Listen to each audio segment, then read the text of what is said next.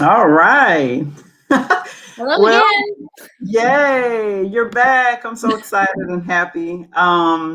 So yeah, you and I have stayed in touch, and I clearly, we're on social media together, and I've been watching all of your other programs that other people have been hosting you.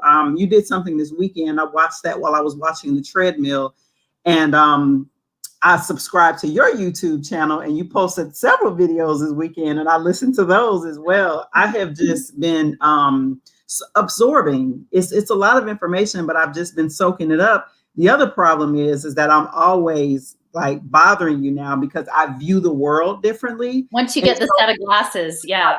yeah, it's like once I hear something about interoperability, Internet of Things, I'm like, oh my God, here's a video. I sent you something last night on YouTube, and you were like, oh my I know that was all the bad stuff, right? God, no. Oh, But it goes to show like what you're saying is not crazy. These people are, that's why I've been telling my friends, I was like, I know this sounds crazy to you because like most regular people don't just sit up and watch CNBC all day. They don't follow right.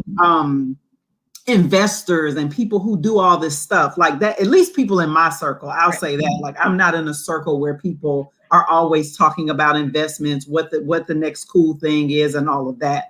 But what interested me recently, and you've like just like my page has just become a fan of you now, but you have researched the new Secretary of Education, which we will be talking about tonight because I think it's going to blow people's mind. It blew mine, like just looking at the slides that you're going to share tonight. Well, I mean, and we've been talking about it too, that this program that's advancing is being advanced from a progressive point of view, which is different than the last administration, right? It's like, we'd like to take care of you. And so they need a certain type of person to carry that message, right? And then who, I sort of feel like maybe we could stage an intervention, Well, I'll be honest with you, like nobody in my circle, like their eyebrows weren't raised. Like the weekend before the inauguration, Biden elevated this geneticist to a cabinet level position. And like you've been talking about this. And so like the little ring went off in my head. I was like, oh my God, she's right. Look at this shit. And like nobody else is batting an eye because they're like, oh yeah, we want to believe the science. Yeah, scientist is there. But like this guy is not just a scientist. They're an engineer.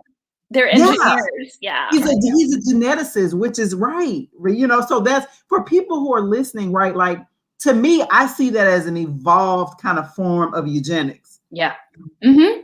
You know what I'm saying? Well, and the talk I did over the weekend, I was looking at bees, which might seem irrelevant, but someone had shared with me GMO bees, genetic therapy for bees, and they said, it's so terrible that we have such a toxic environment. Why don't we genetically engineer the bees to live in the toxic environment? Wouldn't that be great? Wow. And then I thought, everything they're doing to bees, like we're a couple phases down the road, but like it'll be us, right? Like why clean up the environment when you can just genetically engineer people to live in it or try to live in it? And I feel like that's, who gets to decide what the world's going to be. Yeah. Well, for people who are listening, this is going to be a good conversation. We are about to walk through some researched documentation here.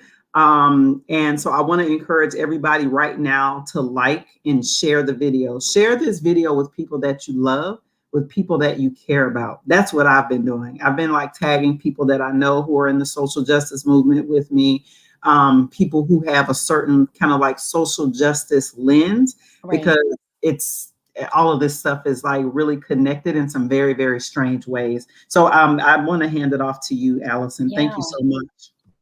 Well, so I want to just frame this out. This is really the backdrop to Mr. Cardona. Miguel Cardona, what is Biden chose him to be the Secretary of Education and is very much sort of an opposite of DeVos. And, I feel like knowing what was coming with transforming the education system into an impact opportunity. right? A way of turning children and the trauma and the problems that children and their families have to navigate in sort of this increasingly brutal economic situation, even worse with the lockdowns. That this was going to be a business enterprise, but it's all framed as caring, right? And increasingly schools were going to be medicalized. And I have a friend, Lynn Taylor in North Carolina, who blogs at Common Core Diva, and she's very, very good. She comes from more of a conservative angle, but very, very good on the legislation and understanding the ways in which like Medicaid was going to be sort of baked into the school systems. And so I think increasingly knowing that we're operating in a biosecurity state now under the pandemic, that's part of it. So the presentation that I have tonight is not so much about Mr. Cardona per se, but it is about the landscape in which he came out of, right?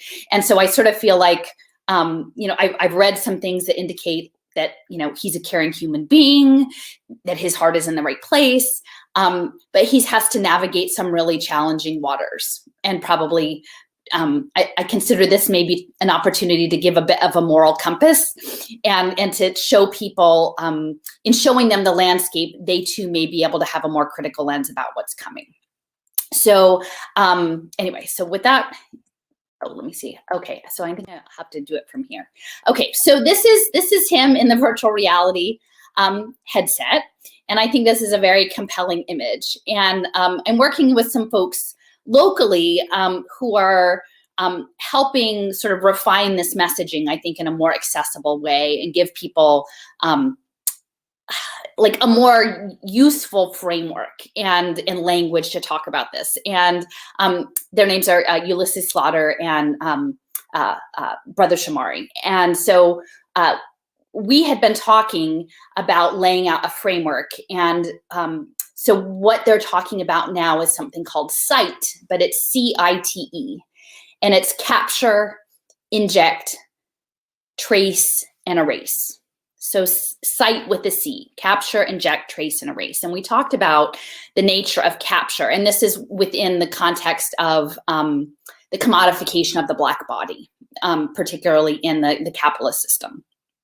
And that this capture happens not only from a physical standpoint, but from a mental and a spiritual standpoint. So like on each of these levels of the capture, the injection, the tracing, which is sort of the digital twinning, and then the erasure, both from like a cultural erasure standpoint and a genocidal standpoint, that's happening at both levels. And I feel like that this was a really compelling image for me to start with, because to me, it's sort of like he's been captured by that virtual reality headset. And that this is manifesting a future of education that aims to capture the children to essentially become servants of robots, essentially in this new economic paradigm, globalization paradigm that is coming out of Davos.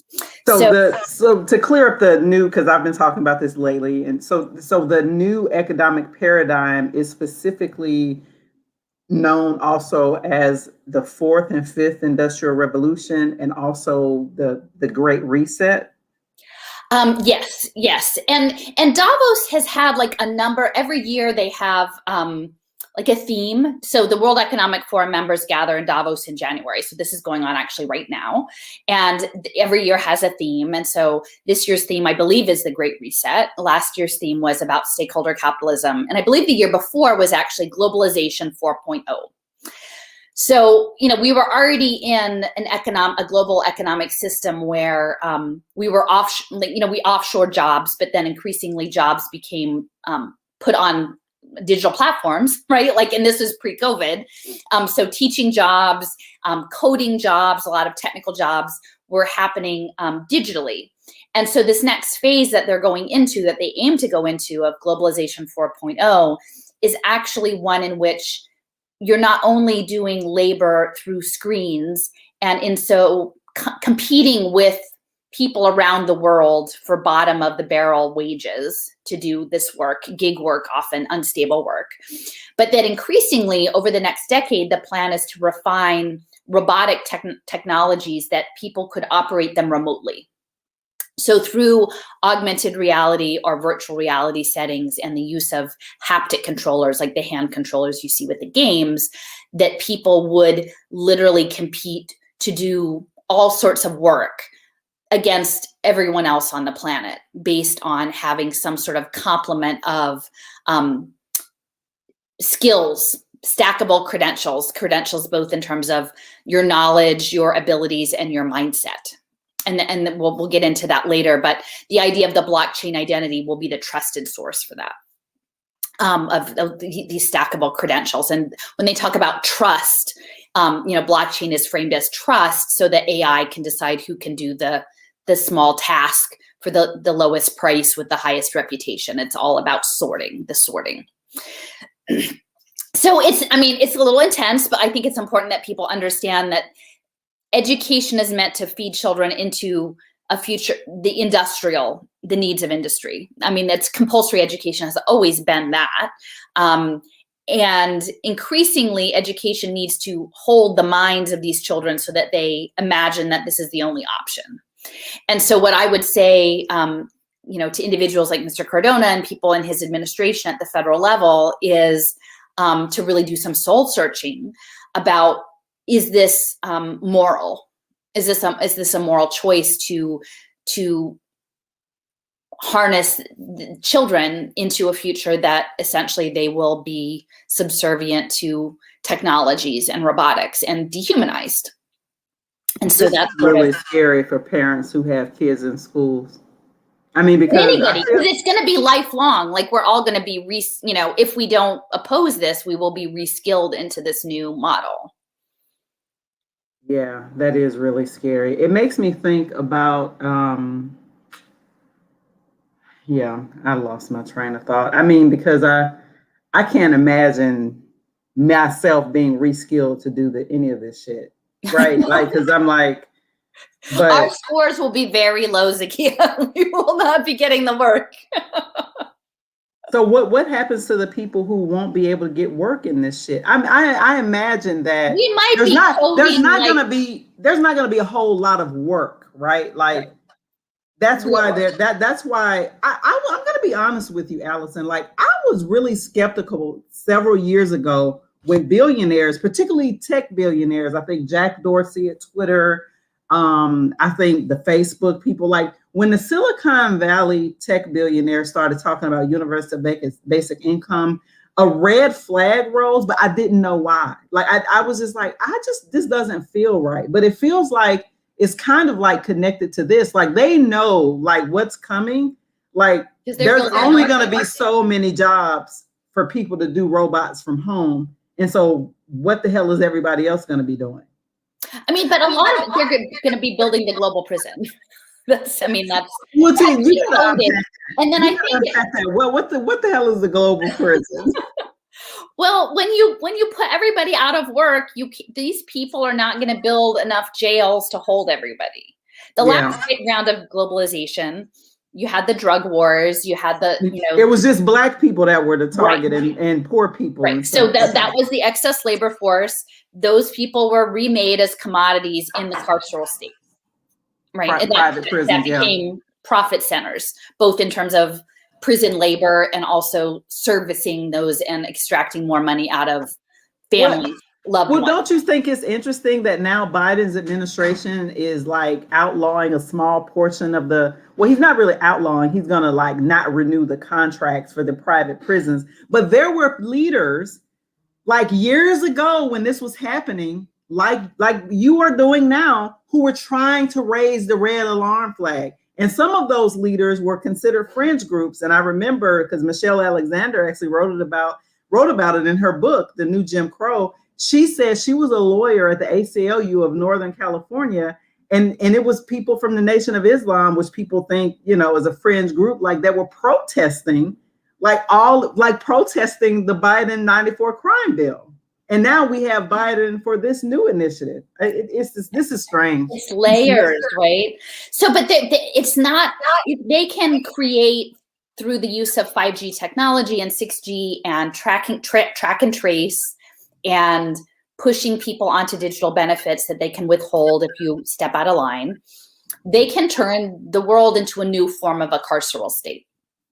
And it's just incarceration, but even much more broadly and much more cost effective for them to, and then turn people into these social impact commodities, which is what we're talking about. But like, I'm hoping that we could stage a bit of an intervention with Dr. Cardona and get him out of that headset, because like I actually, when I was doing this research, I was looking through a lot of the different articles about him, and there was like a very wonderful image of him in high school. He went to a technical high school, and he was scaling a mural.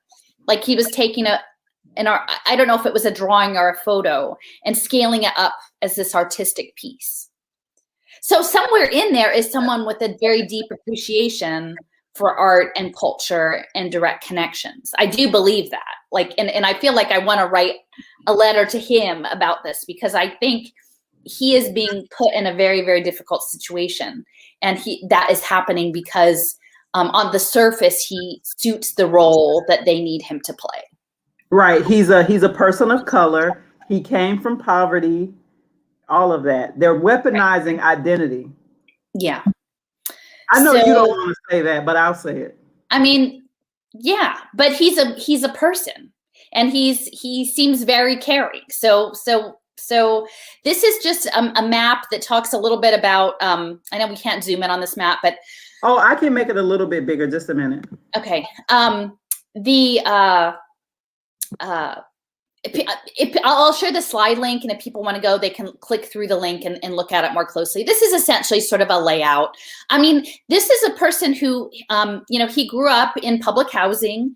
His grandparents came from Puerto Rico, and his family came up. He earned graduate degrees, an EDD at University of Connecticut.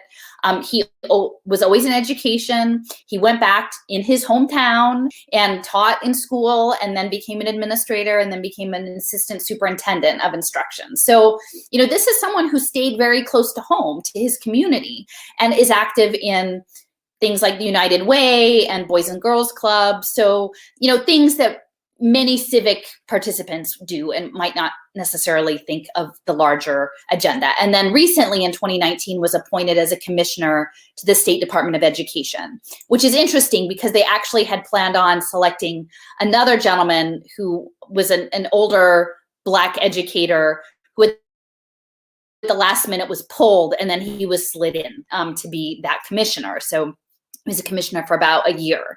But the district that he's in, and again, he's not even the superintendent, he's the assistant superintendent, was involved in data dashboards. And Mr. Cardona was connected with sort of early learning at the state level, and also the achievement gap. And for folks who sorry, maybe I always hate to cut you off. I'm sorry, Allison. I just wanted you to unpack data dashboards really quickly. Can you unpack that for people? Yeah, so the data dashboards are in this new financial game that we are entering. The idea is to redefine success as moving data in a preferred direction. I mean, mostly in coming through this, it was test scores, right? That you would move test scores in a certain direction. Although eventually it's going to be also, social welfare outcomes or, other things like that will be, but it has to be represented in a quantifiable way on a dashboard. So it's numerical, it's data driven. And the interests that are behind this, in addition to the hedge funds who are looking to invest in human capital, also include the companies that are doing the data dashboards, which include Microsoft and Salesforce, and these major technology companies. So I'll talk about this a little bit later, but one of the key hedge fund operators in Connecticut was imposing these dashboard systems in schools that were shown to need improvement, whatever that is deemed to mean. And, what my experience as a parent in a low income, underfunded public school, urban public school system was that the schools that where the kids most needed things like art and music and sports and human contact and reduced class size, when they got put under control of outside systems, they did not get those things. They got more programs to manage them as data. They got more time on software. They didn't actually get things that would help them become better adjusted and more fulfilled human beings, children, right? Like they were given just more technology. Wow. So does that? Yes, thank you. No, that you broke it all the way down. That's good. Yeah. Thank you. Keep going. So so Rise Networks was part of that. Imagine Learning was part of that. And I'm going to have a chance to go out to Salt Lake City in a couple weeks. But it's interesting that the primary funder of Imagine Learning is Sorensen Capital. And Jim Sorensen is a biotech technology media communications guy who's a primary impact investor in Utah. And his son runs Sorensen Capital, which is the investor in Imagine Learning, which was one of the technology systems that's used in the Meriden School District, where he was an administrator. So this is essentially an image just to sort of show where he is, his overall trajectory. But again, someone who has a deep connection to his culture. He's involved in the Meriden Hispanic Foundation and the Puerto Rican Festival Committee. So someone who's very much interested in advancing cultural praxis and making that available in the schools in a meaningful way, which I'm assuming is not in a virtual reality headset. So that's all good, but he's within the context of this larger, a small state with some very outsized players in the financial realm, including Ray Dalio, who is the founder of Bridgewater Associates, which we'll talk about a little bit more later. So I love this research. Thank you. Well, this is Yale Acres. So this is where he grew up. I think it's being renovated now. And I do want to sort of speak to the fact that, he has these very strong cultural ties. And, I consider that, that image that's still stuck in my head of the, that virtual reality headset as an imperial apparatus, like a capturing apparatus. And that, if we understand, the indigenous people of Puerto Rico and the empire and the extractivism, right? The resources, that now it's data and they're being captured by these technologies. And in many respects, the public health system was used and weaponized against them by this individual, Cornelius Rhodes, which I've mentioned in other talks, but he was working for Rockefeller University on anemia.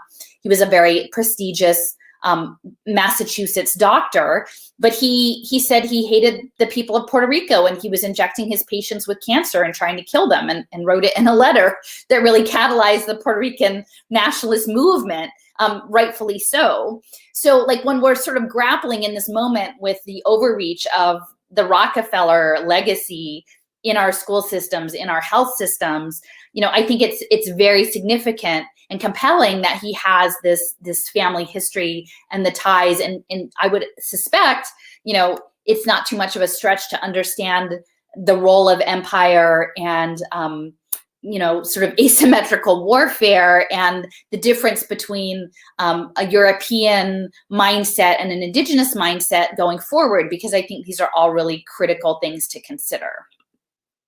Thank you. And I just have to say, for me as a Black woman, the historical perspective that you bring to your research, I thank you for that, because many times we talk about these things in a vacuum, not like they're on a continuum. This is really a continuum of the legacy of enslavement of my people, descendants of enslaved Africans in this country, and of course, indigenous people of this land and Puerto Rico as well. This is really a continuum of the same kind of thing that we have been dealing with hundreds of years. So I just had to appreciate you bringing in the historical. Well, and I'm really late to this game. And I think that sort of maybe speaks to the education system, right? I always did really well in school, and I never learned any of these things in school. And I didn't. And I didn't either.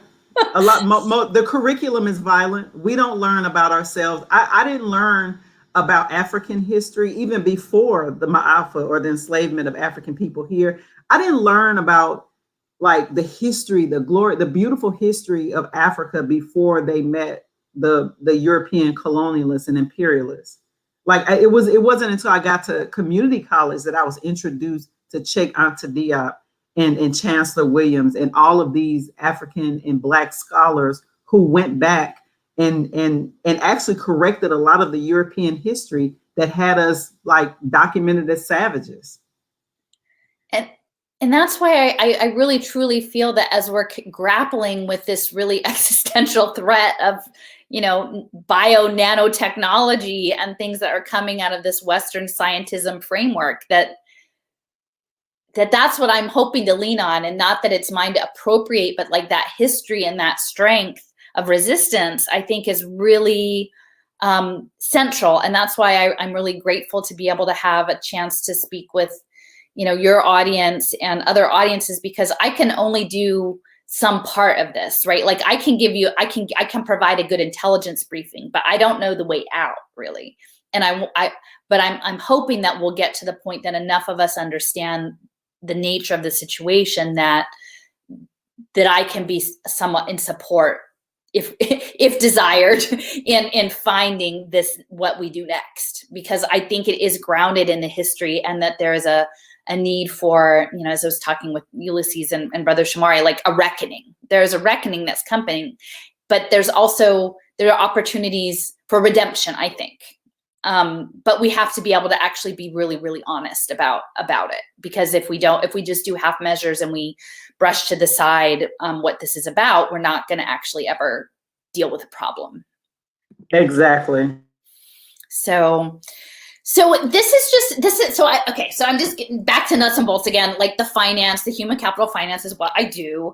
You know, back when the Every Student Succeeds Act passed, there was a section in it called Pay for Success. Okay. And at that point, very few people knew anything about social impact bonds or social impact finance. And it seemed like a relatively small thing, even though some people were already looking at it critically back in 2015.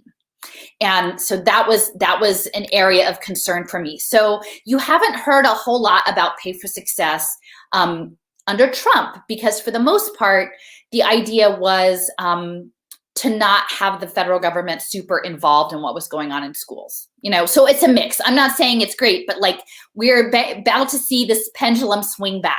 So what Obama, you know, put in place with getting the ESSA set up for human capital finance, I really think that is very likely to roll out in a big way under the Biden administration. And Kamala Harris was executing a lot of social impact finance in California as well. So Yep. she's very familiar with this. And so this is Listen, what you is walking into, right? Is like this trap has been sprung of Pay for Success finance and education. And then like, here he's coming.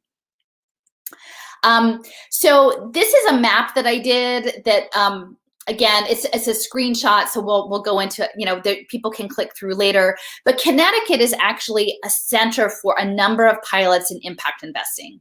And I mentioned it in some of my other talks that really for the past 5 to 10 years, the financial and technology interests have been refining pilot programs. There's been seed money, both from the federal government, through the Social Innovation Fund, which is part of the Corporation for National and Community Service, and that's AmeriCorps is part of that too. And then smaller bits of money through foundations and through social finance and third sector capital to try and figure out how to scale these projects. Because, you know, as I mentioned before, the money is not going to be in the deals themselves, which are essentially outcomes-based government contracts for social services. They're going to negotiate a rate of return if they get their success metrics, and it's not going to be a whole lot of money. And so most people scratch their heads and say, why would anyone bother with this? There's just not a lot of money in privatizing welfare. Well, the money is going to be in the fact that these folks plan to securitize the debt and have the hedge funds trade it. And so that's where the money is going to be. And so these pilots in Connecticut, there's a gentleman, his name is David Wilkinson. He's like sort of in the upper left corner. And he was the head of Obama's Office of Social Innovation. He did a lot for setting up Pay for Success. And then he went to Connecticut. He has a law degree from Yale, and he went to work with the early childhood services there in Connecticut. So he's like a bit of a puppet master in this. They are trying to develop what they called outcomes rate cards, because they need, for these hedge funds to work, if you imagine that this debt is going to be bundled like mortgages, they need a bazillion of them, right? They essentially need to put out of work every,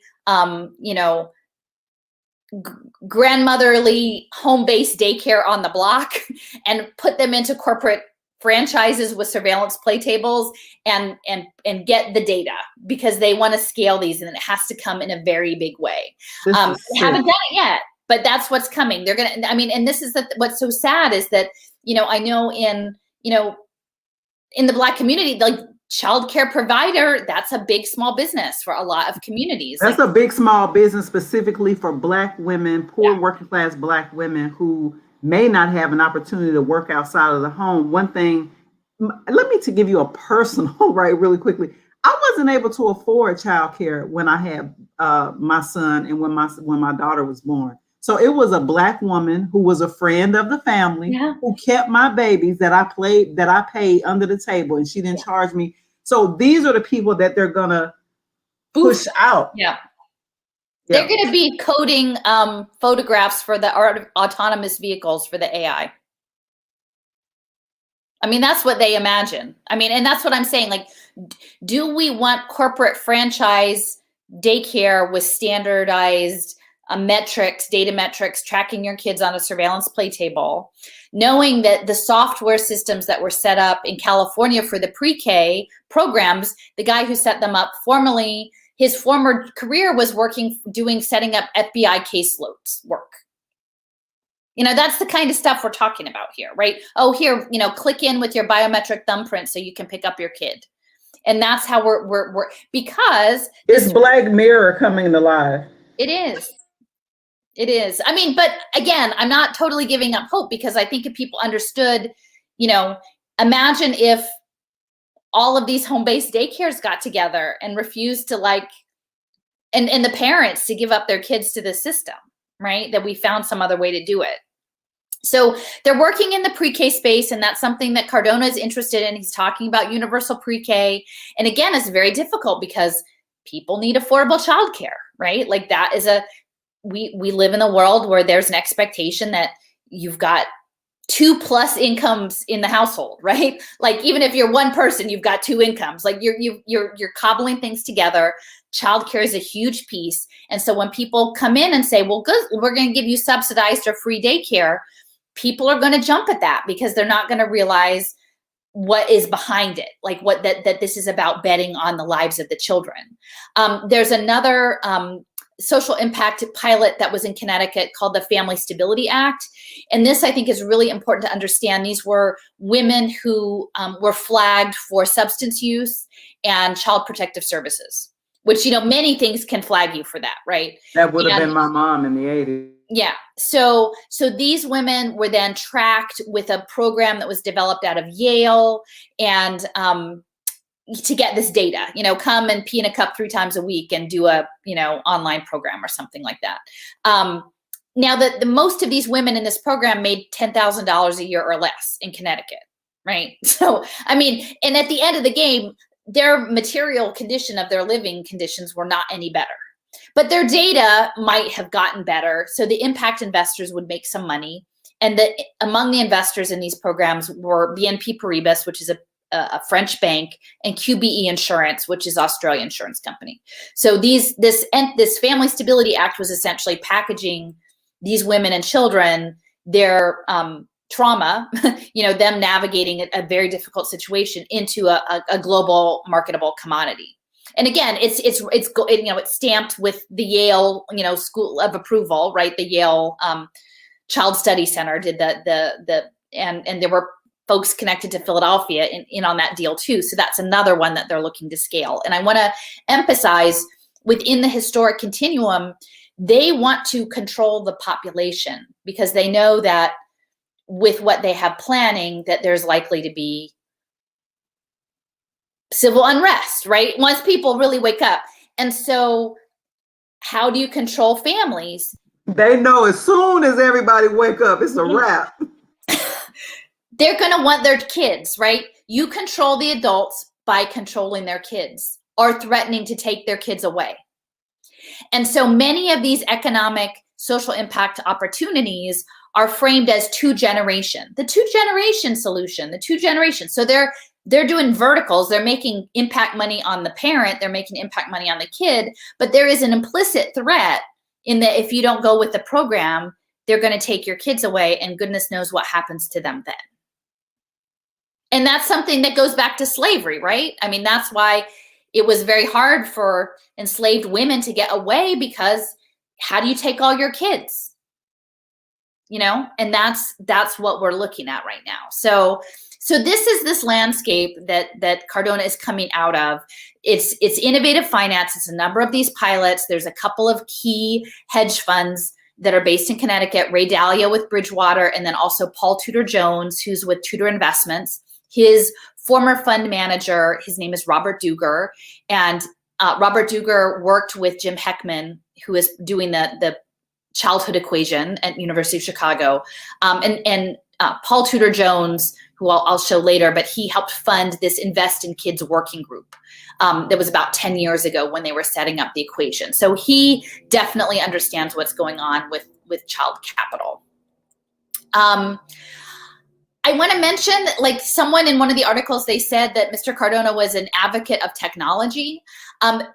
In 2014, Obama pushed a whole lot of STEM and ed tech systems from the federal end.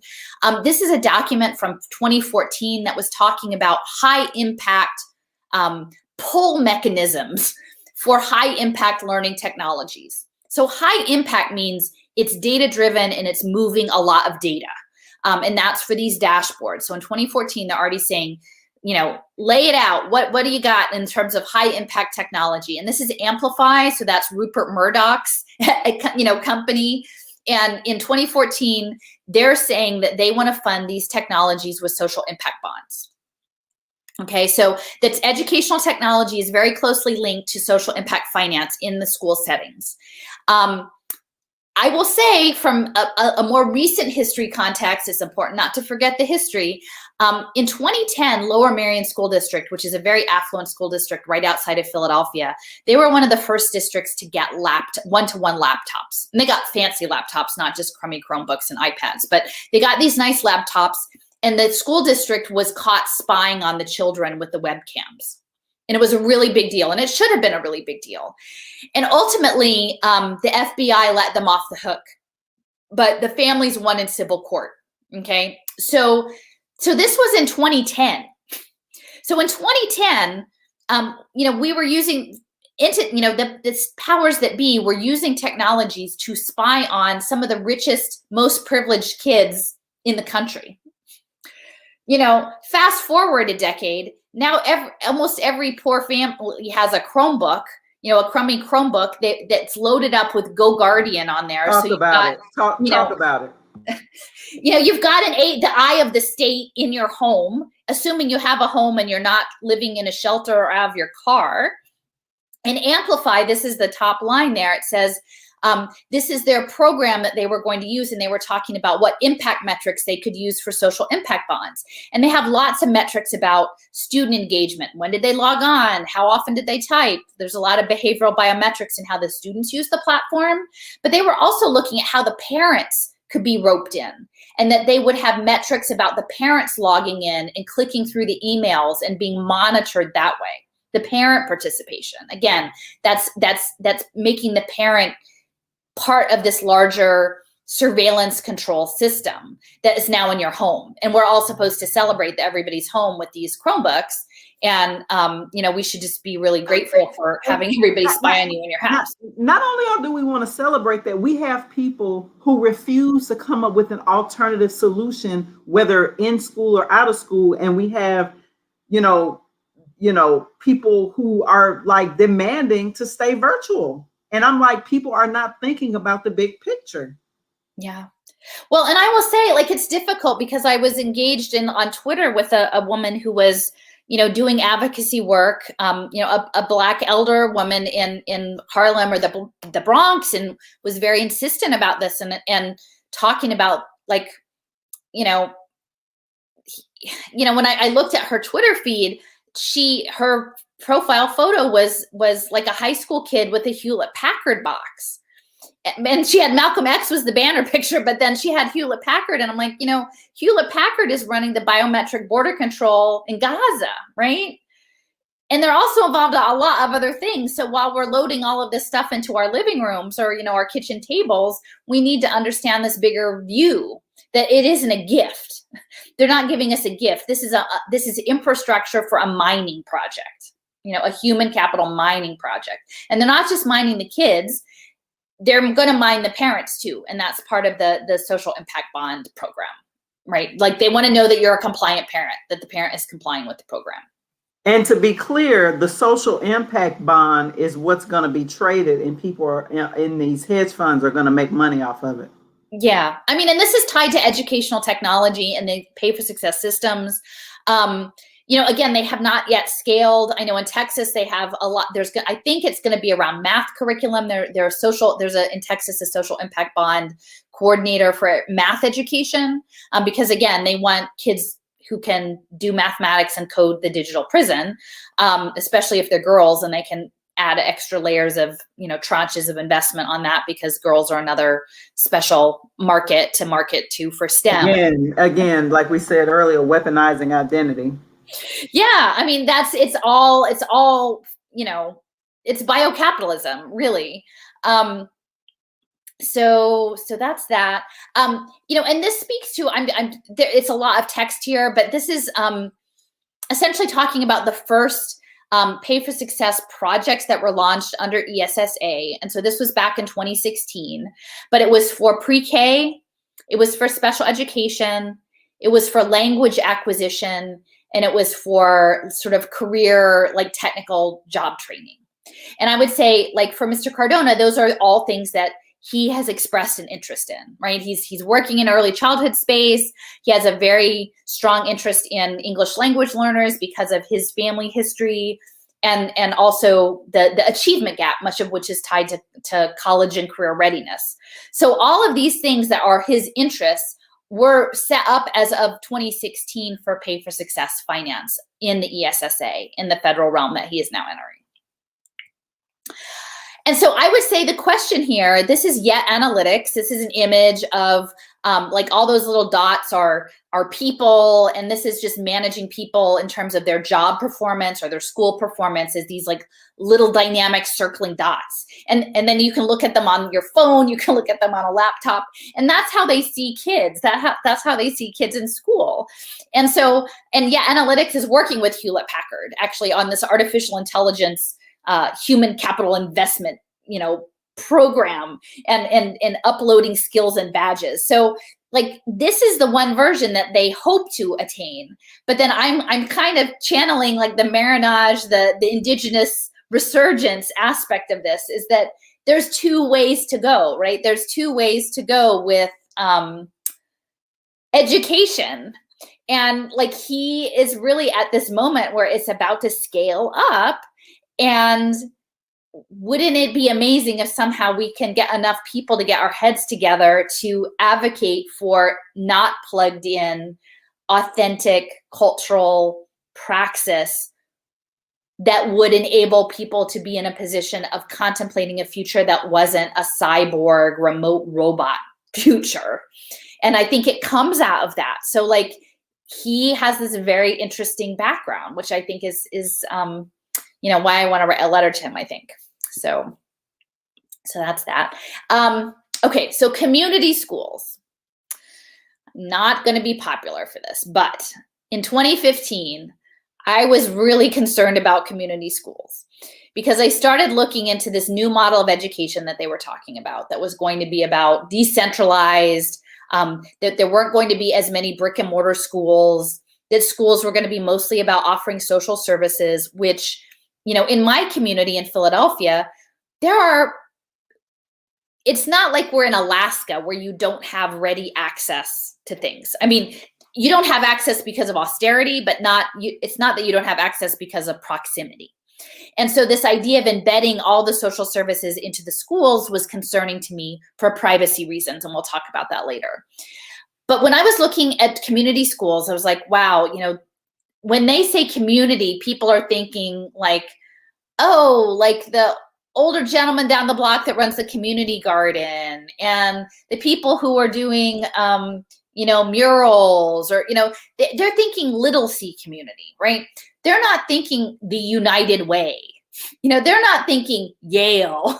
They're not thinking, Boys and Girls Club, or these entities that are connected to large global capital systems. They're not thinking big C community. They're thinking little c. And so they're very deceptive in the way it's presented.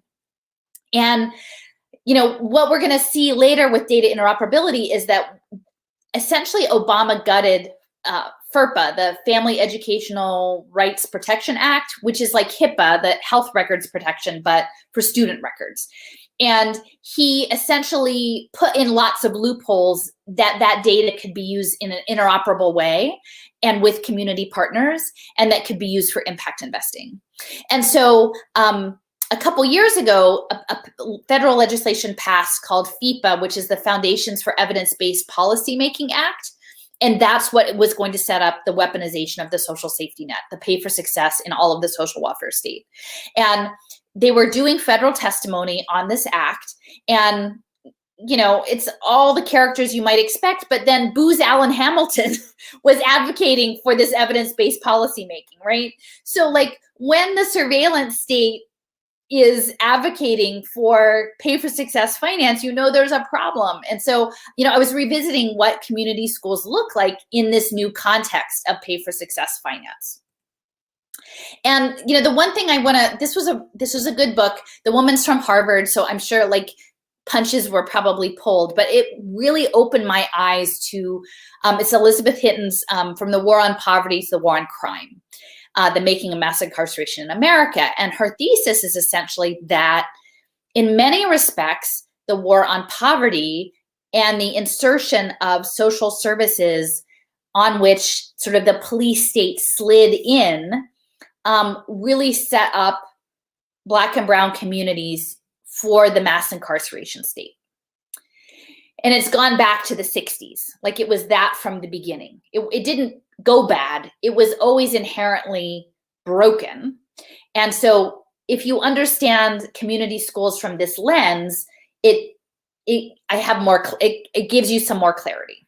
When you talk about community schools, you make me think of my good friend, G2 Brown out of Chicago, who runs the Journey for Justice Alliance. And my organization that I co-founded is a member of that organization. And I remember a part of the big campaigns that they were pushing were sustainable community schools, and getting lots of union support and other kind of nonprofit support. And they also, which is a really good story about G2 and the parent organizer. These are Black folks, by the way, in South Side Chicago. They staged a hunger strike because Rahm Emanuel, who was horrific, wanted to close the last school in their neighborhood. And so these families got together and staged a hunger strike that actually ended up saving the school from being closed.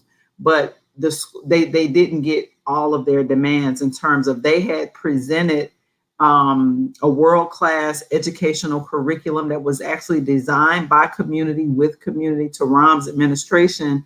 And of course, they scoffed at that. They let the school stay open, but they did not use the curriculum that was developed by the community. So when you talk about community schools, and probably some of the folks are on here listening from the Journey for Justice Alliance and others, it is kind of triggering because many families think that is the solution. I mean, and it's hard because I was trying to get through those. I mean, I was following that hunger strike, and it was right at the same time that I was understanding the ways in which these impact investors were looking to use out of school time providers and cultural institutions to advance what will be, if we don't say no, these skills badges, behavioral badge systems through digital vouchers. And I was trying to say, their plan is that there's not going to be schools, but these community partners that and I'm sure many of the people who are actually working at the community partners would never want this, but that it's going to replace school. Like that was the plan, was that these community partners would actually replace school entirely, other than the part that wasn't on the Chromebook. And, and I'll go through this later in terms of the learning ecosystem model, but it was very difficult because these partners, many of whom are offering, all the things that were gutted from the schools, right? The schools were gutted on purpose. And many of the after school activities and the wonderful things that used to be in schools were then outsourced to enable, I believe, what is going to be coming with the ecosystem model and these badges and digital vouchers. And the Ford Foundation had a whole report about that called, it was about museums specifically, but the future of museums and education. And they said essentially schools are going to die and museums will take over. And so I watched some of those and the hunger strike, and I'm thinking these museums who you wanted to partner with, who in that museum read that report? Because it was a Ford Foundation funded report, somebody in these big museums knew that the plan was to make schools go away, and who was going to ever talk about it? And it was unimaginable. I mean, at the time I kept thinking, I have a decade to talk about this. How will this ever happen? Right? How will this ever happen? And then, a year into COVID, I think we know how it's unfolding. But the United Way is very much a player in this. They're the coordinator of the social services and the community services, and they want the data. So this is an example of the data sharing agreement, and you can see where it says 2-generation families, 2-generation great families. They want both the parents and the kids. They want to control both of them. They need all of the data. That's all of the data. So this is what I was trying to tell people. I'm like, knowledge works. I mean, we talked about knowledge works in Cincinnati. This was their plan. This is school. How does that even look like school? They're like, well, school might have in-person learning, but it might have a lot of other things. You're just navigating that. And it looks like spaghetti. How is that school? And you think, well, what does that look like if you're, a single parent? Maybe you don't speak English isn't your first language, or you have a special needs kid and you don't have transportation. And how are you supposed to get your kid all over to a learning ecosystem to make them have education if they take the schools away? But this was the model they were advancing. And, increasingly, and this is what is challenging. And I know you're an advocate around the home-based program, but this is Pokemon Go education in a surveillance state, ultimately. So if we don't do regular school and the model is not being in school, but I mean home, but it's in a police state. Yeah, no, I hear you, but keep in mind, I'm thinking about this as I think about how families can respond to this. And for me, I have kids who are small enough who will be impacted by this shit. So I'm not going to participate in this. And I think that what I'm advocating for, because also, and I don't know if you saw, but Harvard this summer, it actually got canceled, thank God, for white homeschoolers. But they were literally going to host a homeschooling summit to degenerate and say homeschooling is not safe, and that we need to push kids into this system that you're talking about. And what I'm saying is families need to be advocating for homeschooling laws to stay the way that they are, or not be strengthened, because the homeschooling needs to balloon. To me, that's just one response to this, is not to be a part of it. Yeah, it's interesting because in the homeschool community, I think there are certain interests that know what's coming and are not being fully honest with people. And then there are some that do. My friend Lynn Taylor in North Carolina, is very clear. And so there's sort of a fracture within the homeschooling community of, here, do classical education on a Chromebook with us, but they're not actually servicing this. And I kept thinking, if people with larger platforms who have these long established relationships in their communities can start to wrap their minds around this learning ecosystem, that this is the plan, right? That this is what was the plan, and that it's happening in a way that both commodifies Black bodies and also reasserts this carceral system, the surveillance system, now with robot police.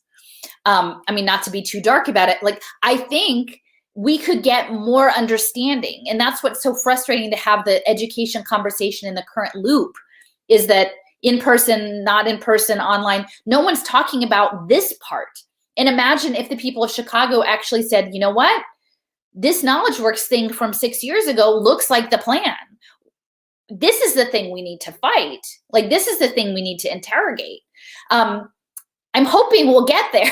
I've been working on it for about 5 years, and maybe now's the time. Like, maybe now is the time. But this system is a racialized system, and I wrote a blog post about it after the incident at Starbucks a number of years ago, saying like the learning ecosystem model might be fine for upper middle class white folks, but if you're, you know, a Black teen wandering around trying to get Pokemon Go skill badges to, you know, for your career pathway on a device in a place that you're not welcomed, it could be very dangerous. And that the ethics of that have to be unpacked. That's true. You know, that's how right. do we keep people safe? I don't know. So are the Knowledge Works people, do you think they're approaching these school districts and saying, hey, you know, I see that the teachers unions are beating you guys up, you know, maybe they're right, you know, maybe we, you know, just need to just keep schools closed forever. Here's a solution. Are they courting school districts, do you think, with this plan? I mean, they've been working for a long time on competency-based education, and I'll get into that in a bit, but they don't even need COVID, because they've been playing the goal of setting up discrete skills badges as a model, mostly digital and some with wearable technology, for a really long time. So it's almost like it can just play itself out without them needing to really get into it too much. But, you know, I do think that, you know, I have a friend who's doing some organizing in New York City and advocating for teachers to not have a vaccine mandate for teachers, even though the union is insisting that the teachers all be vaccinated. And, you know, he's working in that space, and they're saying, well, you know, for in-person teaching, you have to be vaccinated. And so I think they are creating tiers through this biosecurity state of who is able to do what kind of work, right? And in that way, I want to be clear that I'm also against forcing kids to come back to school to have to be vaccinated. I'm already seeing teachers online saying, I'm not coming back until the the CDC approves the vaccine for kids. There's no way you should not be able to make people do that. I'm sorry. I agree. Well, and I would say most of these people do not understand that the larger program is ongoing synthetic biological treatments. They don't know that. They don't know the fourth industrial revolution is running on synthetic biology, and that we are all essentially just meant to, you know, I shared an image online on my social media yesterday of a robot car assembly line. And like, we're the car and the robots are the biotech, and we're just going to be processed indefinitely as potential threat targets until we become, you know, part of the internet of bio-nano things and synthetic biology creatures, which, you know, I think clearly everybody should have a right to refuse that if that's not what you want. It's not what people think. So I will say these are some clips from a page on wearable technology and virtual and augmented reality from the Knowledge Works, one of their white papers. They have a ton of white papers. You can just go there and see what's going on with that. You know, mentors are a big thing. So like, the teachers aren't really necessary. You could just have anybody be a mentor, and, you know, imagine that in these days of, you know, pedophilia and grooming, like what that is. I mean, I have a friend or a woman I was acquainted with whose spouse taught in the Detroit public schools, and they were having kids taken away from their certified teachers in second grade to go to the library and do literacy tutoring during the school day, not after school, during the day, with mentors. And the program was sponsored by defense contractors. Did you see that AOC tweeted yesterday that she is signing up to be a mentor / tutor for first and third graders? Literally, when you said that triggered that tweet for me. Yeah, no, and mentors, it's all about mentors. You don't actually need a real teacher. And sometimes the mentor can just be an avatar. It could just be like an algorithmic being with a cartoon. But, you know, look at this. I mean, again, it's racialized, this image, and Teresa is getting some information, but she has this armband that's vibrating. That's getting her biometrics about her stress level. That's really disturbing. And then one of the images there, it talks about a smart ID badge. This is from at least 3 years ago. A smart ID badge provides access to community resources like libraries, maker spaces, learning hubs, and performs transactions on behalf of the student. Like it transfers money from learning accounts. It gathers distributed student performance data for learning records and provides the educator support team with learner location and task information. Think about that. That was 3 years ago. They've already planned out that they're going to have a digital voucher that's going to have your biometrics, that's going to have your payments, that's going to have your interoperable data, and and the support team will know where you're located. And then you're supposed to wear an armband, and so that they can tell if you're stressed out. Why is this shit not all over the place? That's what I'm saying. Like, I mean, there are people who are far more prominent activists. Like, all it takes is to look at this white paper. I mean, and then some people might say, oh, well, this seems pretty unbelievable. But like at this point in COVID, like people should. Do you think people really think this is a good thing? Like, oh, wow, this is great. Do you think there are people like that? I mean, because this is crazy. Well, I mean. Oh, here we go. Well, so this is just what I'm talking about, the choice movement, right? Like, so, that when you get your smart badge, it's going to be weighted. How much you pay for certain education services is definitely going to, like I always say, like you're going to pay a surcharge for the Black Panther educational, module, right? They're going to decide what to price in free market. And so the Heritage Foundation here is already talking about education savings accounts, which have been targeting special needs students for a while, and talking about combining them with mobile money, right, and fintech. So, this is a white paper about financial technology and parent choice. But I'm. How many years ago? It's a couple years ago, maybe. Okay. So this is ESAs, right? It's not straight up digital wallets, but I'm matching this with this health passport, because I think that's what's coming. Is once the kids get their vaccination records, they're going to be on some sort of biometric passport. And oh, guess what? We can just layer all of that onto the biometric ID and your choice opportunity. But it will all be linked to your skills badges. And I think it will be weighted based on what the powers that be want to see happen. This is a program of the MacArthur Foundation. Again, they're very active in also the justice reform space. Yes, so they are. They're in Chicago too. Yeah, they're all, yeah, exactly. Insurance. This is insurance. It's a very important insurance money. That's where their money came from. Is that they have a program called, they spun out Collective Shift. They worked very closely with Mozilla on developing the skills badges for like a decade, and gamification. And so in about a dozen cities, they have a program called LRNG. And it sounds so nice. They're like, the city is your classroom. Isn't this great? The city is your classroom. Except now it comes with like swarm drones and robot dogs or something, right? And so you're doing this Pokemon Go education model and getting badges, and it's all on your phone. Well, now I look back and I say, oh, well, the phone, that's your biometric passports. That's your health passport is on that phone. Like, that's why we have to do everything on the phone. And, I live in Philadelphia. I'm fortunate. I'm near the cultural institutions. Like, we might have a lot of badge-based opportunities that would be interesting, but who gets access to which opportunities, right? If you're a poor kid, what are your opportunities? Are you stuck on a Chromebook all day and occasionally a van comes and takes you to learn, how to do, a job that is not necessarily the job you would want to do? Like who's going to get the cush jobs? Who's going to get, the esteemed, and who's going to get the very challenging, difficult jobs? And I think that it's clearly going to be racialized again.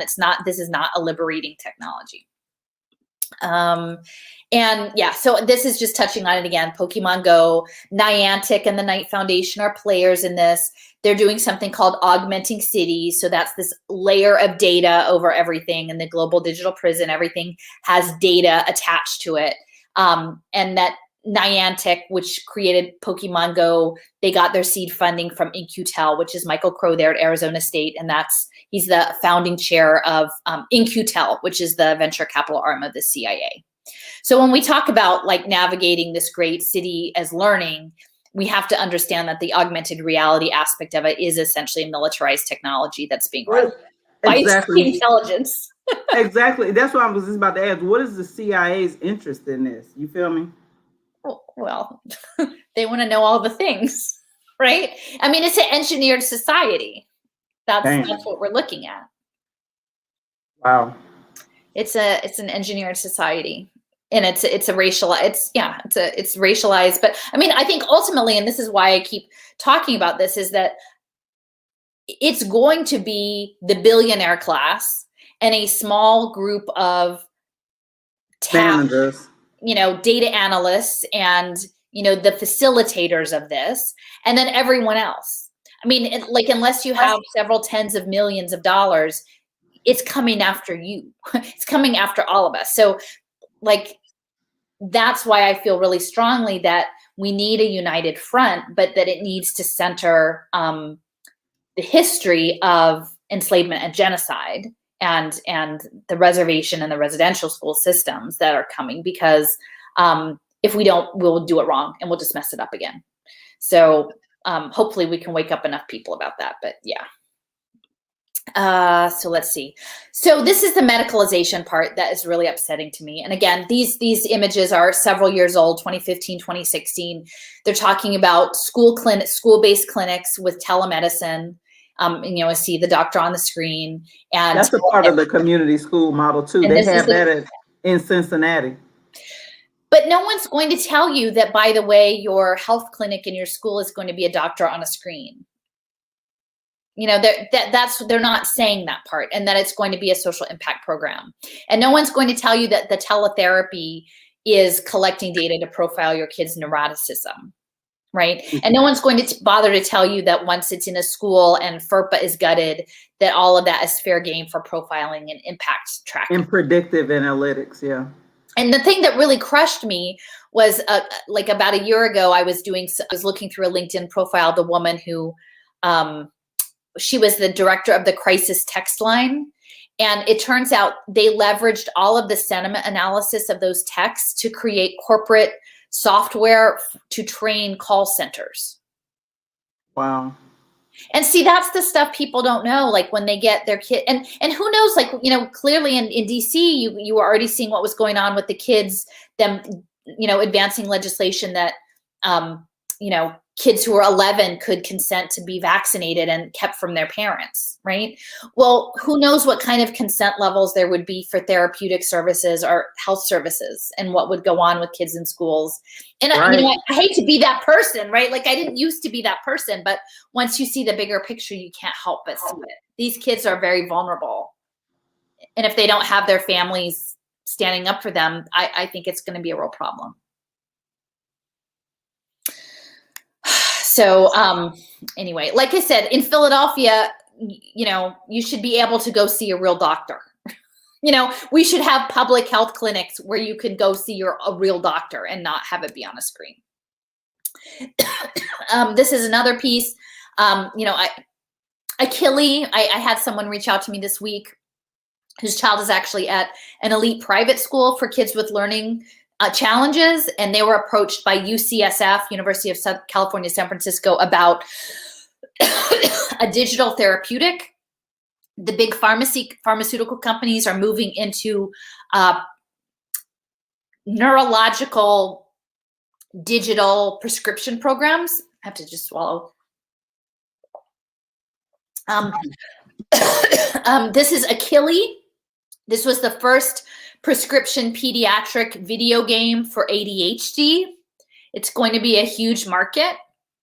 And so what I'm saying is, if you start to medicalize children in your community school setting, what happens when the social worker starts to lean on your kid and say, you need this, right? Your kid needs to be put on a prescription video game.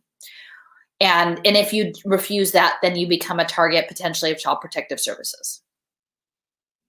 And all of the kids who are going to be coming, the school, they're already really stressed, right? I mean, we have schools, the online education and the school model is meant to stress kids out and make them stressed and upset.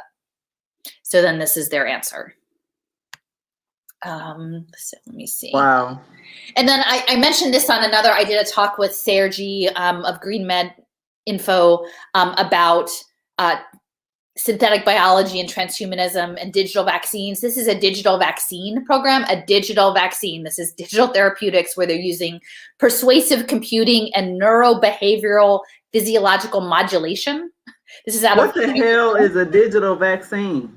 So this is a game, like a game for kids to impact pre-diabetic conditions to make them make good eating behaviors. And they're calling it a digital vaccine. It's called Fuya, and it's out of Carnegie Mellon with Friends Learn and Hofstra. And so they're developing all of these digital therapeutics as impact markets. But it's brainwashing. It's brainwashing with behavioral economics and neuroscience and AI. Jesus. So getting back to Connecticut. What does interoperability mean? So the interoperability means that all of this different kinds of data is all in a big pile, like a sortable pile, but it's instead of being in silos where your health data is separate from your education data, is separate from your parents, assistance information, social welfare data is separate from, your tax IRS data, like it's all separate. If you have it interoperable, it's like it's all touching, and that's what they need for these pay for success finance programs. Is they need, if they do an intervention on you that somehow remediates this bad outcome that they're creating their return on investment for, they have to have the data in place that will justify it.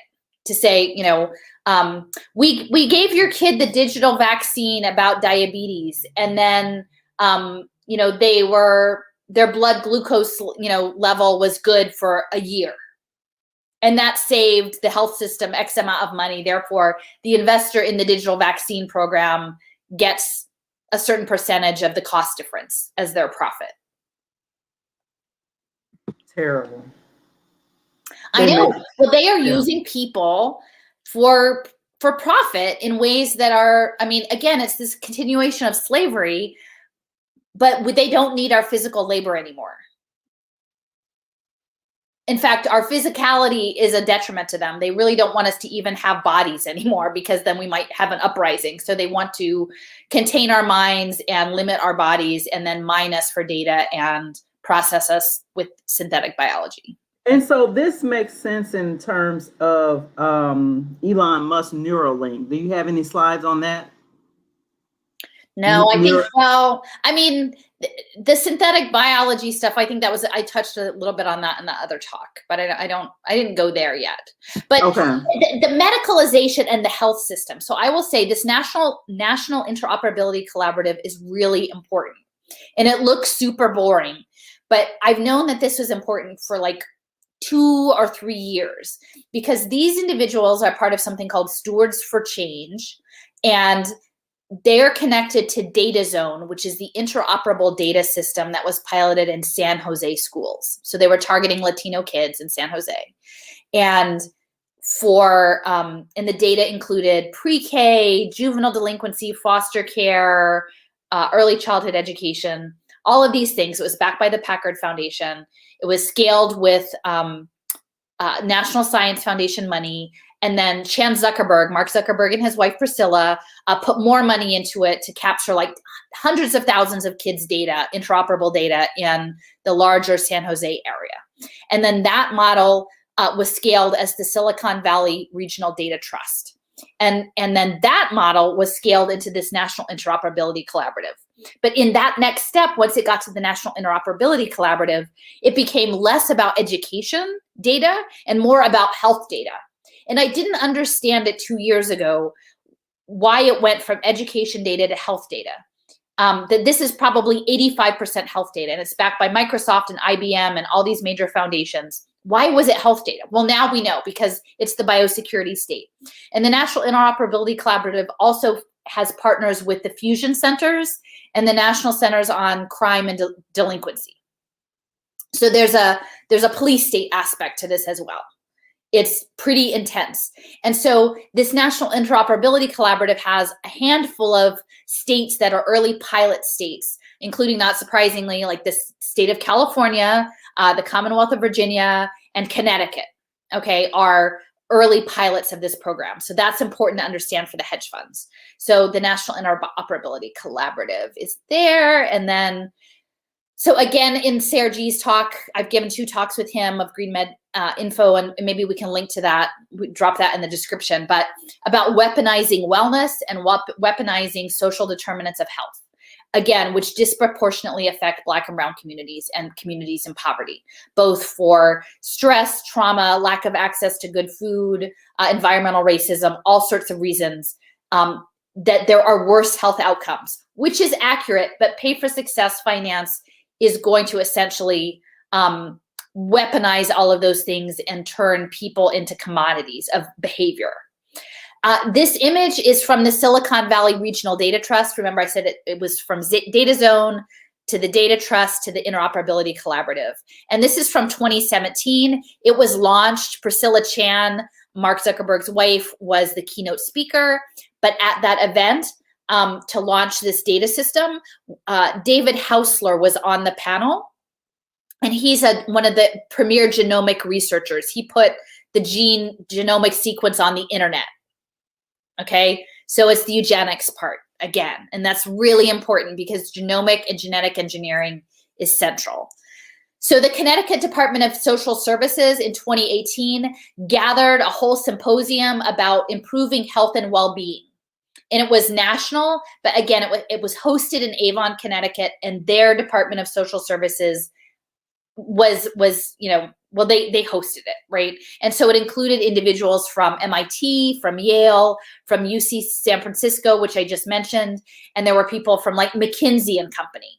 So they are getting ready to make this a major business, this biotechnology, biocapitalism preying on the poor, especially children. And I just want to remind our listeners who joined after the beginning of the call, Biden elevated a geneticist to a cabinet level position the weekend before he was inaugurated. It's going to be genomics and it's going to be eugenics. I mean, they want to turn us into machines and make money off of it. So the health systems in schools is really, really important. And it's not, again, I'm not discounting that kids have health needs, right? Like kids need access to vision care and dental care. They need access to all of these things. It should not be a pay for success human capital market, and they should not be data profiled for it, right? Like hands off of their health data, right? And it's going to increasingly, I think, be the electronic health records could very well be layered in with the education records. This is one of those mural things that they do at, these days at these conferences, but I just screenshot part of it, but there you can see, you will share your data, right? That is the goal. You will share the data, that it's about population health and it's data-driven health policy and interagency data sharing. So the interoperable data is key in the system. And this is a slide of Data Zone showing, again, achievement gaps. They're always talking about achievement gaps. Cardona is known for wanting to close the achievement gap. But once you define children as gaps and deficits, like that is just playing into these impact investors because they just see those children as data they will never close the gaps. They may make them narrower, they may make them wider depending on how they're hedging their bets, but they won't actually They'll never close a world that kids don't need to be on a dashboard. Okay, so so this is an infographic I made a bit ago about the community school model, and I have like it in quotes and I have a question mark because again, if it were coming from the community and the community had total control of it, it could be a good thing. Like clearly you would want youth in an optimal world to have an educational experience that benefited from the overall community outlook, that was culturally responsive, that was locally controlled, that would give, that would have equal, equity, right? Like authentic equity to all the kids to be their best selves, right? Find their gifts and know how to give them, be be those kids. That is not what is rolling out with the United Way and these various actors. And what's so sad is that the community partners, most of the people working in the community partners want to do the right thing too. Like, I don't think most people go into social work going, like, I can't wait to like data mine children or families or feed them into impact markets. People don't do that. It's this larger structural machine that we have to contest. So the community school is this hub now, this hub for data extraction about families, about even workforce training of parents, because that's part of this 2-generation program, about supportive housing, about therapy and mental health data, and telemedicine, in addition to the academic data. And those are all going to be pay for success finance things. And that's what worries me so much about Dr. Cardona, is that he would be a person of his background, would be the kind of person you would want to advance a program that on the surface sounds like it's doing all the right things, but if you peel it back is actually really predatory. Does that make sense? It's sick. I mean, but it just goes back to, like, I'll be honest with you, like, as an organizer and doing this work at the national level, a lot of times I've critiqued like the NGO space, but I've been critiqued by grassroots community people. No one likes to listen to grassroots folks because they don't, quote, have any expertise, right? We don't like to listen to real, regular, everyday people like our grandmothers, right? Like saying, like telling us this is how my grandmother would say, white folks ain't never have no interest in closing no gaps. What make you think they're going to do it now? And that's just a general, like, to jolt you. Like, they've been working on the achievement gap for how many years? 60 years, and it ain't closed yet. Now this new thing gonna do it? Yeah. Like just common sense, like that. Yeah. But people won't listen to people like that. Oh, because, I got a PhD and I went to Yale. And this is it. Yeah. We don't have any time, though. I mean, literally this AI situation, these Neuralink, this robot stuff. I mean, I don't know if you saw my post. I don't know if you saw my post, but Nancy Pelosi is invested in Elon Musk's company. I posted it heavily. I mean, I'm not. Well, and so my point was to my Facebook followers, and people get mad at me, and some people have deleted me and things like that. My point was the government not saving you. Democrats, for Black people, and I'm going to say this, and I don't care who gets mad, they're not going to save your Black behind. They're investing in this shit, and there's no way they're going to pass a law or a policy to go against their investment. Wake up. Yeah.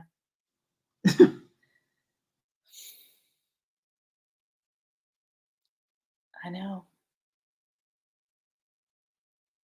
And so anyway, the thing is, like, I've been like saying this for 2 or 3 years, 5 years, some of it 3, get really more, like a lot the last couple years. And it seemed outlandish, except now I think it really is going to come to pass when they start rolling in the telemedicine carts into the schools, and doing the diagnostic checks. Now with COVID, they'll have a much bigger reason to have standalone health centers and to really get all of this profiling data on kids and their DNA and, your pathway is determined by your genomics, or maybe we can upgrade you a little bit with this injection, and. Well, one of the things that I think that's going to happen, I don't know if you saw this article today, it was in Forbes. Bill Gates said, I'm just so upset that I'm being attacked by conspiracy theorists, and these are just baseless attacks.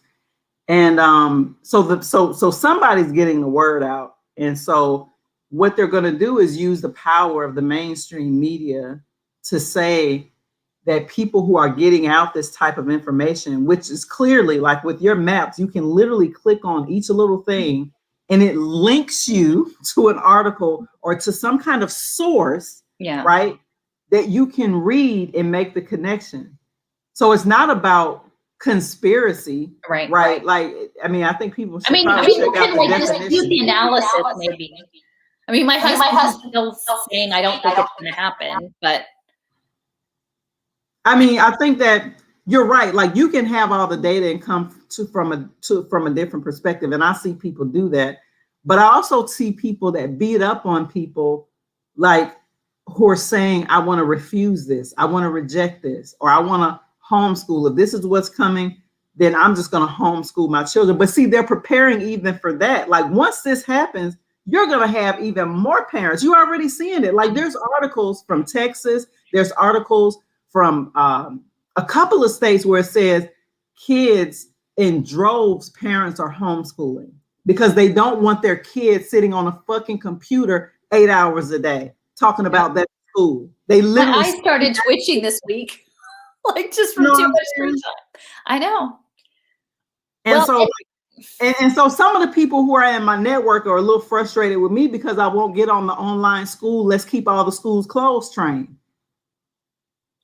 But I keep asking them if they know this, right? Like if they knew that this was the end, that this was planned. I mean, the stuff I'm talking about was on the books 2 or 3 years ago. I mean, probably much farther, but I've been talking about it for 2 or 3 years and I didn't know how it would all unfold, right? But this was what they were saying. And now it's pretty clear how it's going to unfold. It's going to unfold because of the biosecurity state. So let me see. I know I'm kind of going on a little bit, but okay. So this, I'm curious what you think about this. So this is another thing I've been like struggling with, right? So, you know, even in, you know, my kid was in, you know, the urban district, everybody's got, you know, metal detectors and school police at the doors. Like even, you know, my kids' magnet school, like they all had, it was, you know, and I'm not about police in schools, you know, per se, but this narrative that you want more social workers, if you understand this context of that the social welfare system is going to be weaponized for impact investing.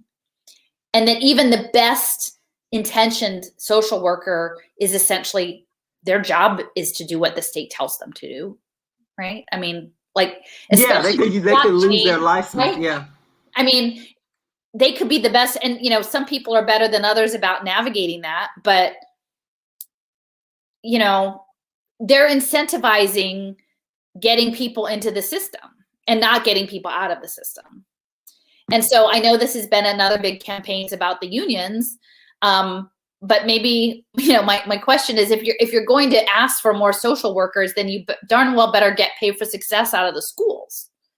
You know, and really be very clear about the data sharing and about these impact markets, because the market that exists is going to incentivize causing more harm to families.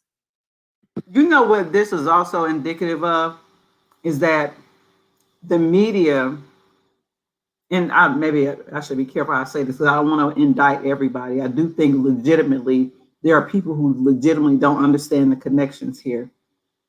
But I also think this is indicative of and I think you talked about it in the very first video we did on episode 5, the media and investigative journalism. It seems like this is what you're doing, but it doesn't exist in the mainstream. What happened to the investigative journalists who would do exactly what you're doing and like this will be on 60 Minutes or some shit? Well, I mean, it's all consolidated, right? Aren't there like 6 interests that own most of the mainstream media? And then, but even the alternative media, because like, I haven't like Democracy Now. Yeah. I mean, well, they get funding and they're actually solutions journalism. Folks should look that up. It came out of, it was launched out of the New York Times op-ed. But Gates, you know, all of the big foundations, Ford and Rockefeller, have essentially co-opted all of the media, not just mainstream. You know, when I saw it in Philadelphia, there was a gathering of solutions journalism here where they essentially just wanted to take over every single bit of, you know, everything from the like a small Afrofuturist podcast up to the daily paper, which is still a nonprofit. It's housed in a foundation, and get it all on board for solutions journalism, for poverty management, for impact investing. It's called, yeah. I mean, they literally have created a profit center and it's called Solutions Journalism. I have another piece where they were talking about, they've done it to documentary film, and they have investors and they consider it like tranches of investment. And they say, we're only going to invest in films that shape policy, like shape laws. They target specific coverage, films and media to get what they want. And I guess we shouldn't be shocked, but some of the deepest intelligence about what's happening are like the national public radio stations. I mean, it's all the same funders that are doing all this stuff. Like Wow. I stopped listening to it like 2 or 3 years ago, but when I just finally just was done, but I would just listen to it just to get leads on what was coming, because it was just very thinly veiled intel on what they had up their sleeve. Now we just got to rely on YouTubers like us. I know, go figure. Oh, yeah, it's tiring. Okay, so this is I want to share this too. So I'm going to talk a little bit later about Paul Tudor Jones.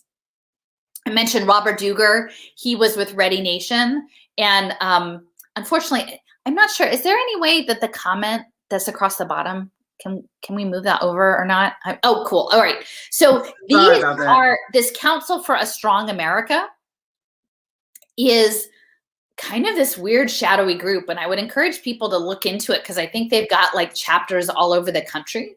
I've never heard of this group. Is this a conservative group? Because that looked like Candace Owens, that black girl. It's like the Chamber of Commerce, essentially. So essentially, they're like white trained kids. So Robert Duger is part of, the whole Jim Heckman Human Capital Bond program. And he set up Ready Nation, which is the middle one. That's not a picture of him, but Ready Nation is the workforce pathway program of these 5. And they're like, we are going to bring up the children so that they are fitting right in all of these groups, so that they are right with the police, so that they are right with the military, so that they are right with the workforce, so that they are athletic, which is the woman there, and that they are religious. And it's evangelical Christianity, actually, which is the purple, is the religion. And so, like, I saw this about 3 years ago when I first started doing work around the Heckman equation and Ready Nation. And it was really disturbing because it felt sort of fascist, like we're training the kids up to be in alignment with all of these things, especially seeing all of what was happening in the schools with behavioral conditioning. And, that kids were only worthwhile as far as they could be, managed as future soldiers and things like that. And it was disturbing. But again, what I'm saying is we look at like behavioral conditioning within the education context and within this larger 4th industrial revolution. Oh, by the way, we don't really need people anymore. You're just a burden. You can imagine how controlling all of this is, and that if the social workers are essentially doing, tapped by the state to do this work of making everybody agreeable with these 5 interests, that it's a scary program. So if you have a chance, I would encourage people to look into Council for a Strong America. Oh, the guy with the police, actually, I think he's in Houston, and his wife, I believe, is the head of the Girl Scouts. So that's going back to badges, right? Jesus Christ. Right. Those badges go way back. So I'm going to just talk a little bit about competency-based education. And this is something that I was really involved with, early on in my education. We're looking at Common Core and opting out of standardized testing. The next phase, that learning ecosystem model, like that crazy Pokemon Go education version, can only happen if most of it is out of school. And this idea of having your education be out of school is like you have all this atomized knowledge and it's like a game. You just collect skill points and badges, and that's competency-based education. You have all sorts of discrete skill demonstrations that can be translated into badges, and they frame it as anytime, anywhere learning. So the Nellie Mae Education Foundation, it grew out of a student loan company. So this is very much tied with the debt finance entity. It was sold to Sallie Mae. I had no idea. It was sold to Sallie Mae, and then the proceeds created the foundation. So Nellie Mae Education Foundation has been really active, particularly in New England, in setting up this model of competency-based education. So this is sort of looking under the hood. This is Connecticut. This is from a document. It says that key to this, the learning ecosystem model, is that the elimination of seat time. Okay, so kids are no longer expected to be in school any amount of time. Like in many states, you had a seat time requirement that kids had to be in school a certain amount of time. And that's why like you'd have to make up snow days, right? Because they were supposed to be in school a certain amount of time. Now, essentially, for the longest time in Philadelphia, we were hearing high quality seats. You know, the privatizing interests said, we need kids in high quality seats. We don't want them in those bad public schools. They should be in high quality seats. Well, now they don't want any seats. There's no seats. Everyone's just wandering around with a phone, earning badges. But the elimination of seat time is a key part of competency-based education, that you just are supposed to show your skills. It's not about actually showing up to school. And again, just touching base, this is this gig economy, the fact that the gig economy is going to be run by AI, that these badges of both what you know, your cognitive and non-cognitive skills, who you are in your mindset, are going to sort you. The AI is going to sort you by that. So imagine you have this online learning locker of skills, and the AI is doing this rapid, sort of, kids all over the, or, young people all over the world to do a particular task to code the digital prison. That is what they're imagining. This is MIT. I did some work on a company called Pymetrics, which is, again, about AI-based analytics, like workforce labor analytics, but they are framing sort of gamification as unlocking the potential of opportunity youth. So that's, again, read between the lines. That's Black and brown kids. Opportunity youth are generally students who are between 16 and 22, 24 maybe, and who are disconnected from school or work. So this opportunity youth are a big target of the impact markets. And this Pymetrics is this idea that they can use human resources, apps, and games to hook you into TaskRabbit types of work. Like, because you don't really need a full-blown education. You just need some badges to do some micro work jobs. Again, when I'm talking about the debt, like who is doing this? The plan is to have ongoing finance of your badge earning all your life. It won't necessarily be attached to any kind of school as we traditionally understand it. And this will be done through income sharing agreements. So this guy, his name is Christopher Riccardi. And is that why Biden won't forgive our student loan debt? Yeah, well, you have to be controlled by your debt. There's always going to just be more debt. In the future, it's going to come in smaller increments. So instead of like taking on $40,000 for a 4-year degree, you do an income sharing agreement and you have your wages garnished in exchange for paying back your training and maybe your social services. And this guy, Christopher Riccardi, he worked for Merrill Lynch, and he created these collateralized debt obligations, the CDOs with the mortgages, and he helped crash the global economy the last time. So this is a Wall Street Journal. So here he's going to do, they call it higher education, but really higher education moving forward is not going to be what we imagine it. It's not even going to be associate's degree 2-year college. It's not going to be 4-year college or graduate programs. It's just going to be these stupid badges. And it's going to be tied to your income share, that you go into micro deals on blockchain and share your wages. And that is going to be securitized as well. So no wonder why the National Guard in DC, they're going to be here forever, because once people find out they got to do this, it's going to be some revolutionary stuff happening. Keep waiting. I keep seeing all these pictures all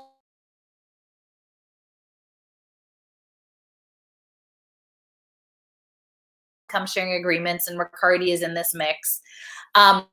It's this anytime, anywhere learning. So again, Nellie Mae is part of that. Blended learning, which is the ed tech in the classrooms. And this, I just found this, is talking about, this is Connecticut again, Makerspace Connecticut, which is an innovative ecosystem. It's these communities, right? Like, look at this great community space. You can come and do art and 3D printing and software and wood coding and all of these things. But you'll go to the makerspace and you'll get your digital badges. and that you can stack your badges. So stackable badges are what the hedge funds are going to be gambling on. And they're talking about this is a new collar workforce. So there's no blue collar or white collar. There's just new collar, because you've always got a collar. And it makes me think of, when I was reading the book, The Half Has Never Been Told, about capitalism and slavery, and especially the cotton industry. And they talked about the coffle, like the attachment, I think it was around the neck. And like, I'm sort of feeling like that's the new collar, is this blockchain. The collar is the coffle. That was exhibited on Kunta Kinte in Roots when it came out in 1978. The collar that was around his neck to stop him from being disobedient. So that's the new collar, the new blockchain collar. It's interesting to me that in Connecticut, there has been a move the past couple of years to consolidate all of the community colleges into like one system. So that's really sweeping, and they said it was going to be really expensive, and people were pretty upset about it.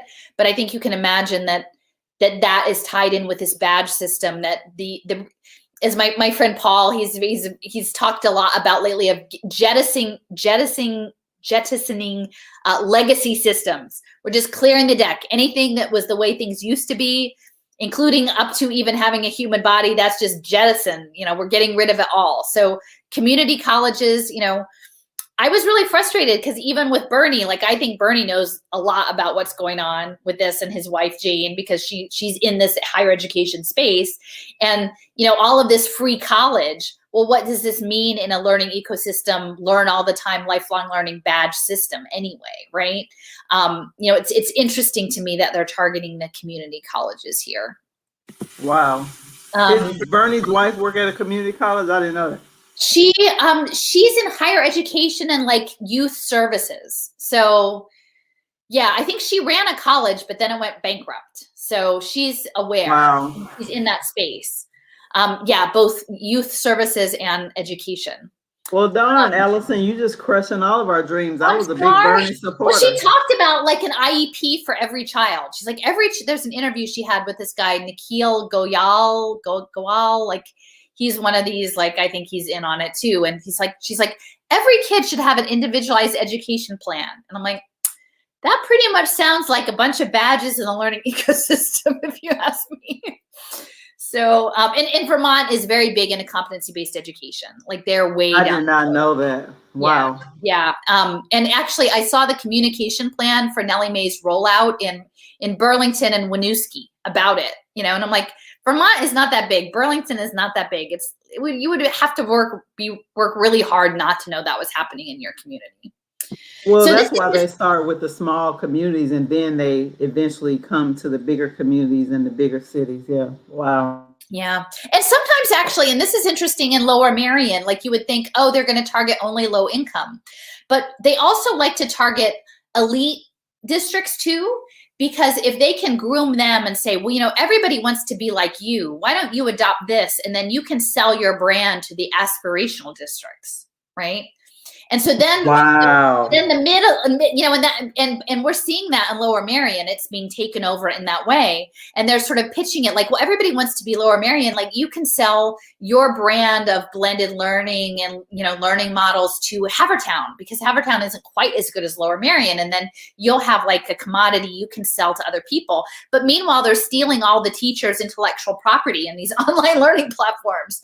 Like the teachers are doing all this work and they're just taking it and say, thank you very much. And then repackaging it for selling off to the side. So they're working both ends. That's crazy. The elite and and low income.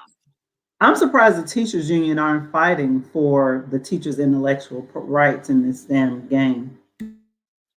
Tell me about it. That's why I gave up. I gave up on it because I just couldn't. It's demoralizing. I mean, maybe they'll catch up. But this is just to touch on the bottom that Nellie Mae Foundation was sold to Sally Mae. And it started out as focused on student debt. It was a financing company. So this is always has to do with financing education. Again, just it's about aligning with Common Core. Most people really don't like Common Core, again, standardized education, that you'll be learning all the time and that you're monitored learning all the time, 365 days a year, 24/7. That sounds great, right? Like we're just gonna, we're gonna have to live school all the time. This is talking about open education resources. So, this model of online education that we're seeing, and this is what I spent a lot of time with, competency-based education is essentially for you to demonstrate you have a skill. And it's like you'll consume content and then do something online that proves that you got something out of it. And then it's a check a box that you have the skill. So really it's a consumption model. It's not a creation model. And it's about digital consumption of media. So these open education resources are central to blended learning and playlist education that for a long time were happening in schools, but I think increasingly are going to be happening in this out of school time environment. And they're being sold in colleges as an alternative to textbooks. Like, oh, you'll just put together a whole bunch of online open education resources and it's much cheaper than a textbook. But when you're interacting with these digital systems, they can get a lot of data out of it. And that's how they get paid back. So they'll know, like, how long did you spend with it? What time of day did you open it? What kind of people of what profile are using this resource? Is the teacher using this resource a new teacher or a veteran teacher? There's a lot of metadata that can be layered into the open education resources and the devices in which they are used. So that's really important to know. And Connecticut is doing that. So Cardona actually set up this learning hub to promote all sorts of different kinds of educational opportunities in relation to COVID. And it included online education resources, which you can see. This is a report from the educational technology sector in Connecticut, where they're promoting these resources in schools and universities. Okay. Now in 2017, no, sorry, let me stop. In 2012, so 8 years ago, there was this crazy talk, and I would encourage if people want to go back and look this up. It was called Datapalooza, and it was the Office of Education Technology. And this company, Newton, had a short video that explained open education resources and AI and all these data points. And at one point, the gentleman who was presenting it, Jose Ferreira, who was the head of this company, said, we're going to have so much data, we'll be able to say, we know that this child does better on math when they eat waffles for breakfast and take the test on Wednesday. Like he was talking about it like this. And it sounded, I remember trying to have a study group with teachers and they thought it was insane. But I don't think it is, because all of these data points in this map, they're talking about that as being personalized. But really it's about AI charting these children and feeding them into these systems and making them into what they want the children to be. And then using all of that data as an impact market. And so the badges that the kids get through interacting with these open education resources end up going through this XAPI technology into a learning locker. And this learning locker is where the badges will be that AI will sort you for your work. So this is what Connecticut is up to. And this is actually from the document about the open education resources. And I posted this on my Facebook last night because I was just horrified. It said, oh, what do you think are good resources? And the first dot, the first thing listed was Cold Spring Harbor, their DNA education center, right? So that speaks to how clearly the whole synthetic biology agenda is right up there. But if people are not familiar, Cold Spring Harbor is out on Long Island and was a center of eugenics, right?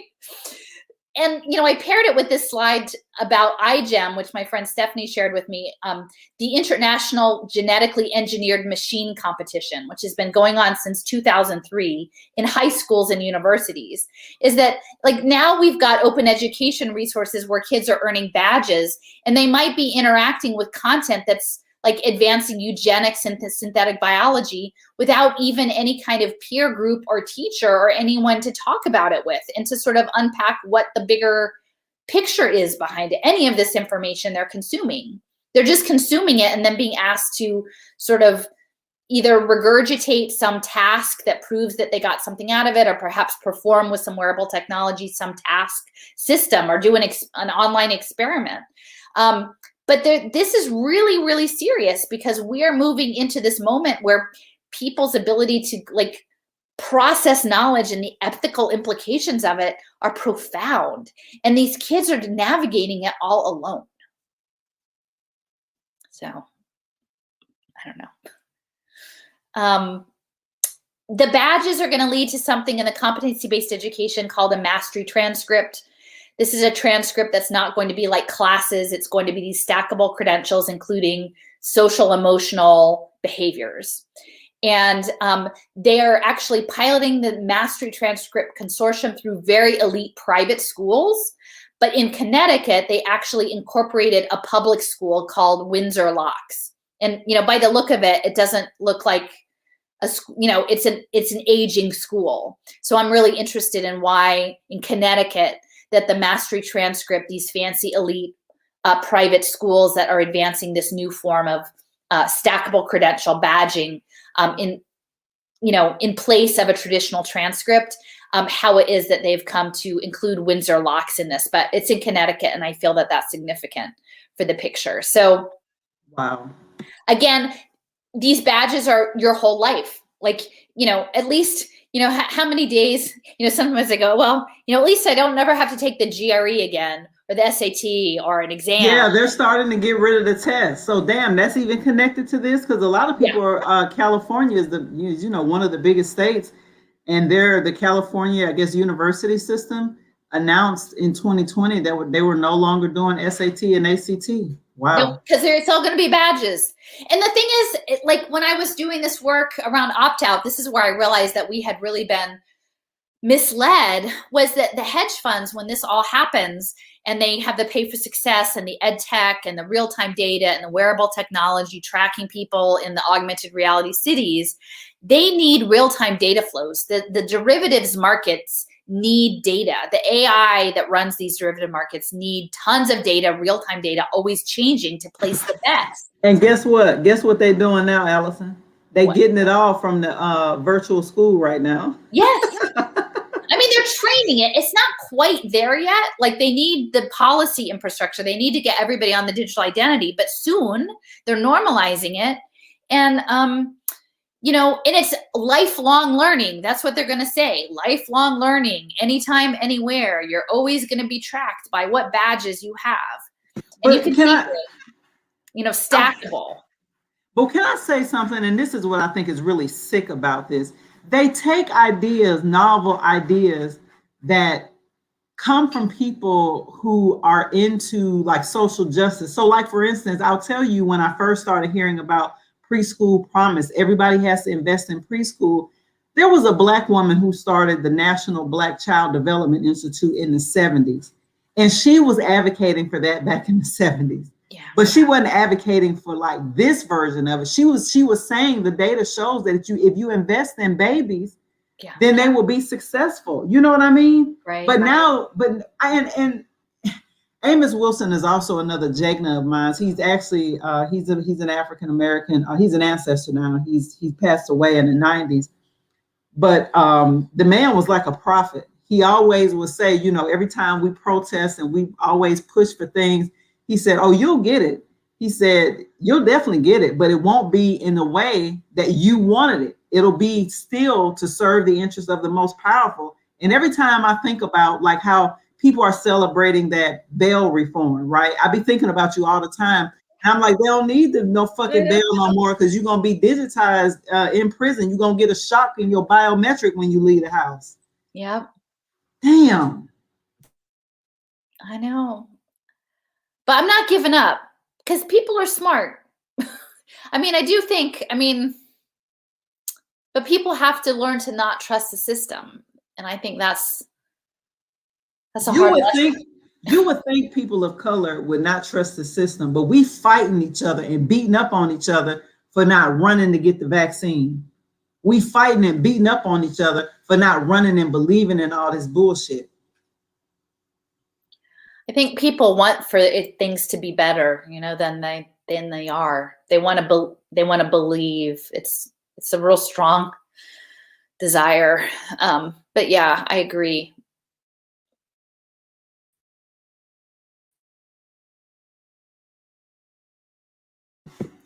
This is good. I hope people are reading this. Long learning part. Like you're never off the path. And that's what I'm trying to say is that these hedge funds are going to put people on paths. You may get badges for skills you never get to use because the robots are doing all those jobs, or there's not enough work to do the job. So then you have to get the next badge. And that's what people need to understand is that it's about badges. It's about debt. It's about controlling people. It's not about helping people fulfill their best selves. It's not, and it's one thing to fight for our own selves, but like really we need to fight for these kids because, this Japan moonshot program, the cyborg avatar capitalism by 2020, 2050, we'll be relieved of the need to have a body and a mind and time and space kind of craziness, the society 5.0. We can't let that happen.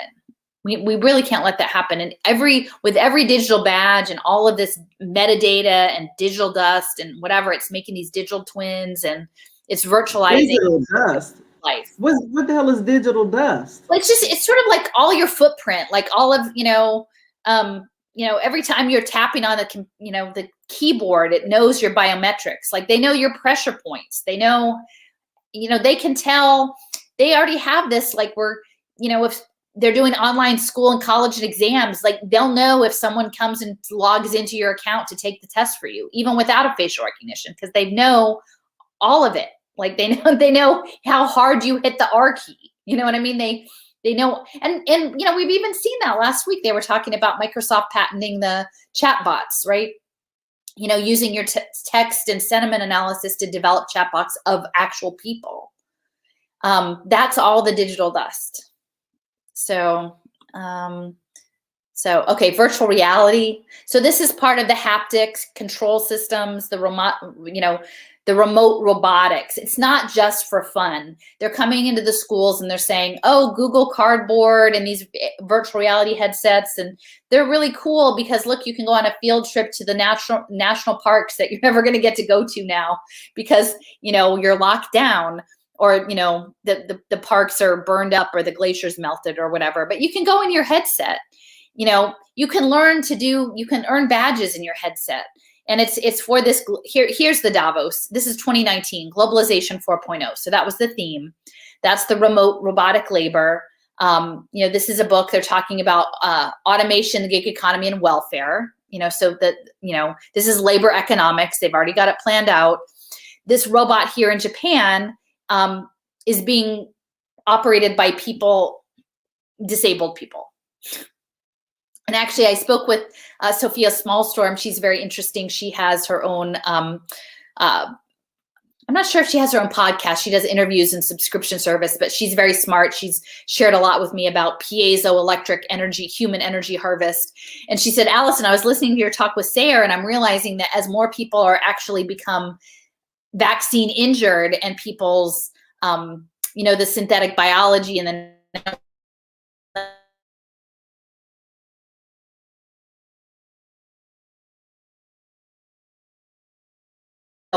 and we'll just be operating our avatar robot, for quote unquote life.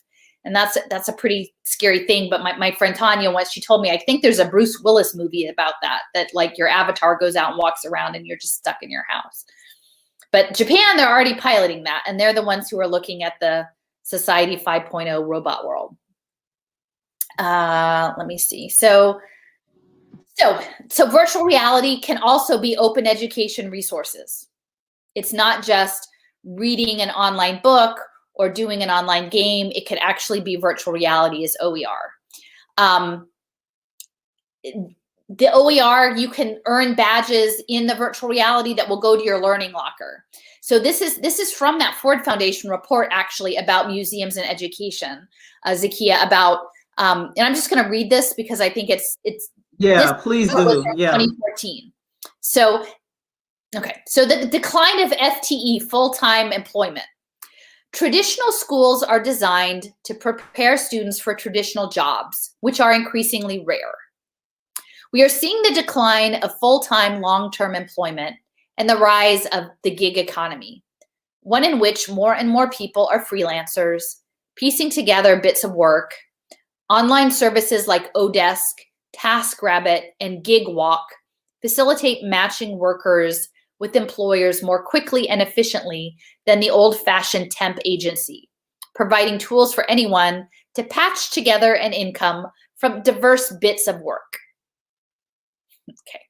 If, in the future, more of our children grow up to be TaskRabbits, that may affect the kind of education, training, and real-world experience they need to succeed in the odd job workforce. Isn't that something? So that's what I keep saying. Like, that report has been out since 2014, and I was sending around to lots of people saying, this seems really disturbing. I mean, in that report, again, they said that the museums would take the place of schools because they're very good at personal learning. And, you know, what's coming is this stuff, it's called XAPI technology that will upload your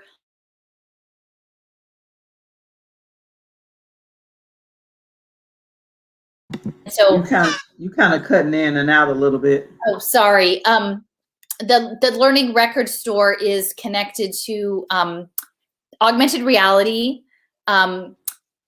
classroom training, business, online forums. Oh, sorry. I wonder if I should try to go relocate if my, can you hear me still? Yeah, I can hear you. It'll cut out for like 30 seconds and then like, it's not been that bad as it happened a couple times. Maybe I'm hitting some touch points. I can try to go down to my living room and see if the connection is better. It's okay. Keep rocking. You good. Okay. So anyway, simulations, videos, games, that all goes in the Learning Record Store. And for your TaskRabbit job to be sorted. So that's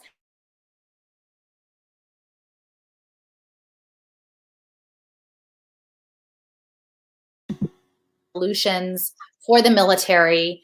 And I would encourage— Can you start back over at the beginning of this one, because you cut out again. The beginning of this. You know what? Let me see if I can walk down. Sorry. Okay. Maybe the connection is bad in my living room. I'll go down to my, sorry. I'm gonna just watch where I'm stepping so I don't fall. Yeah, we don't want you to do that. Yeah.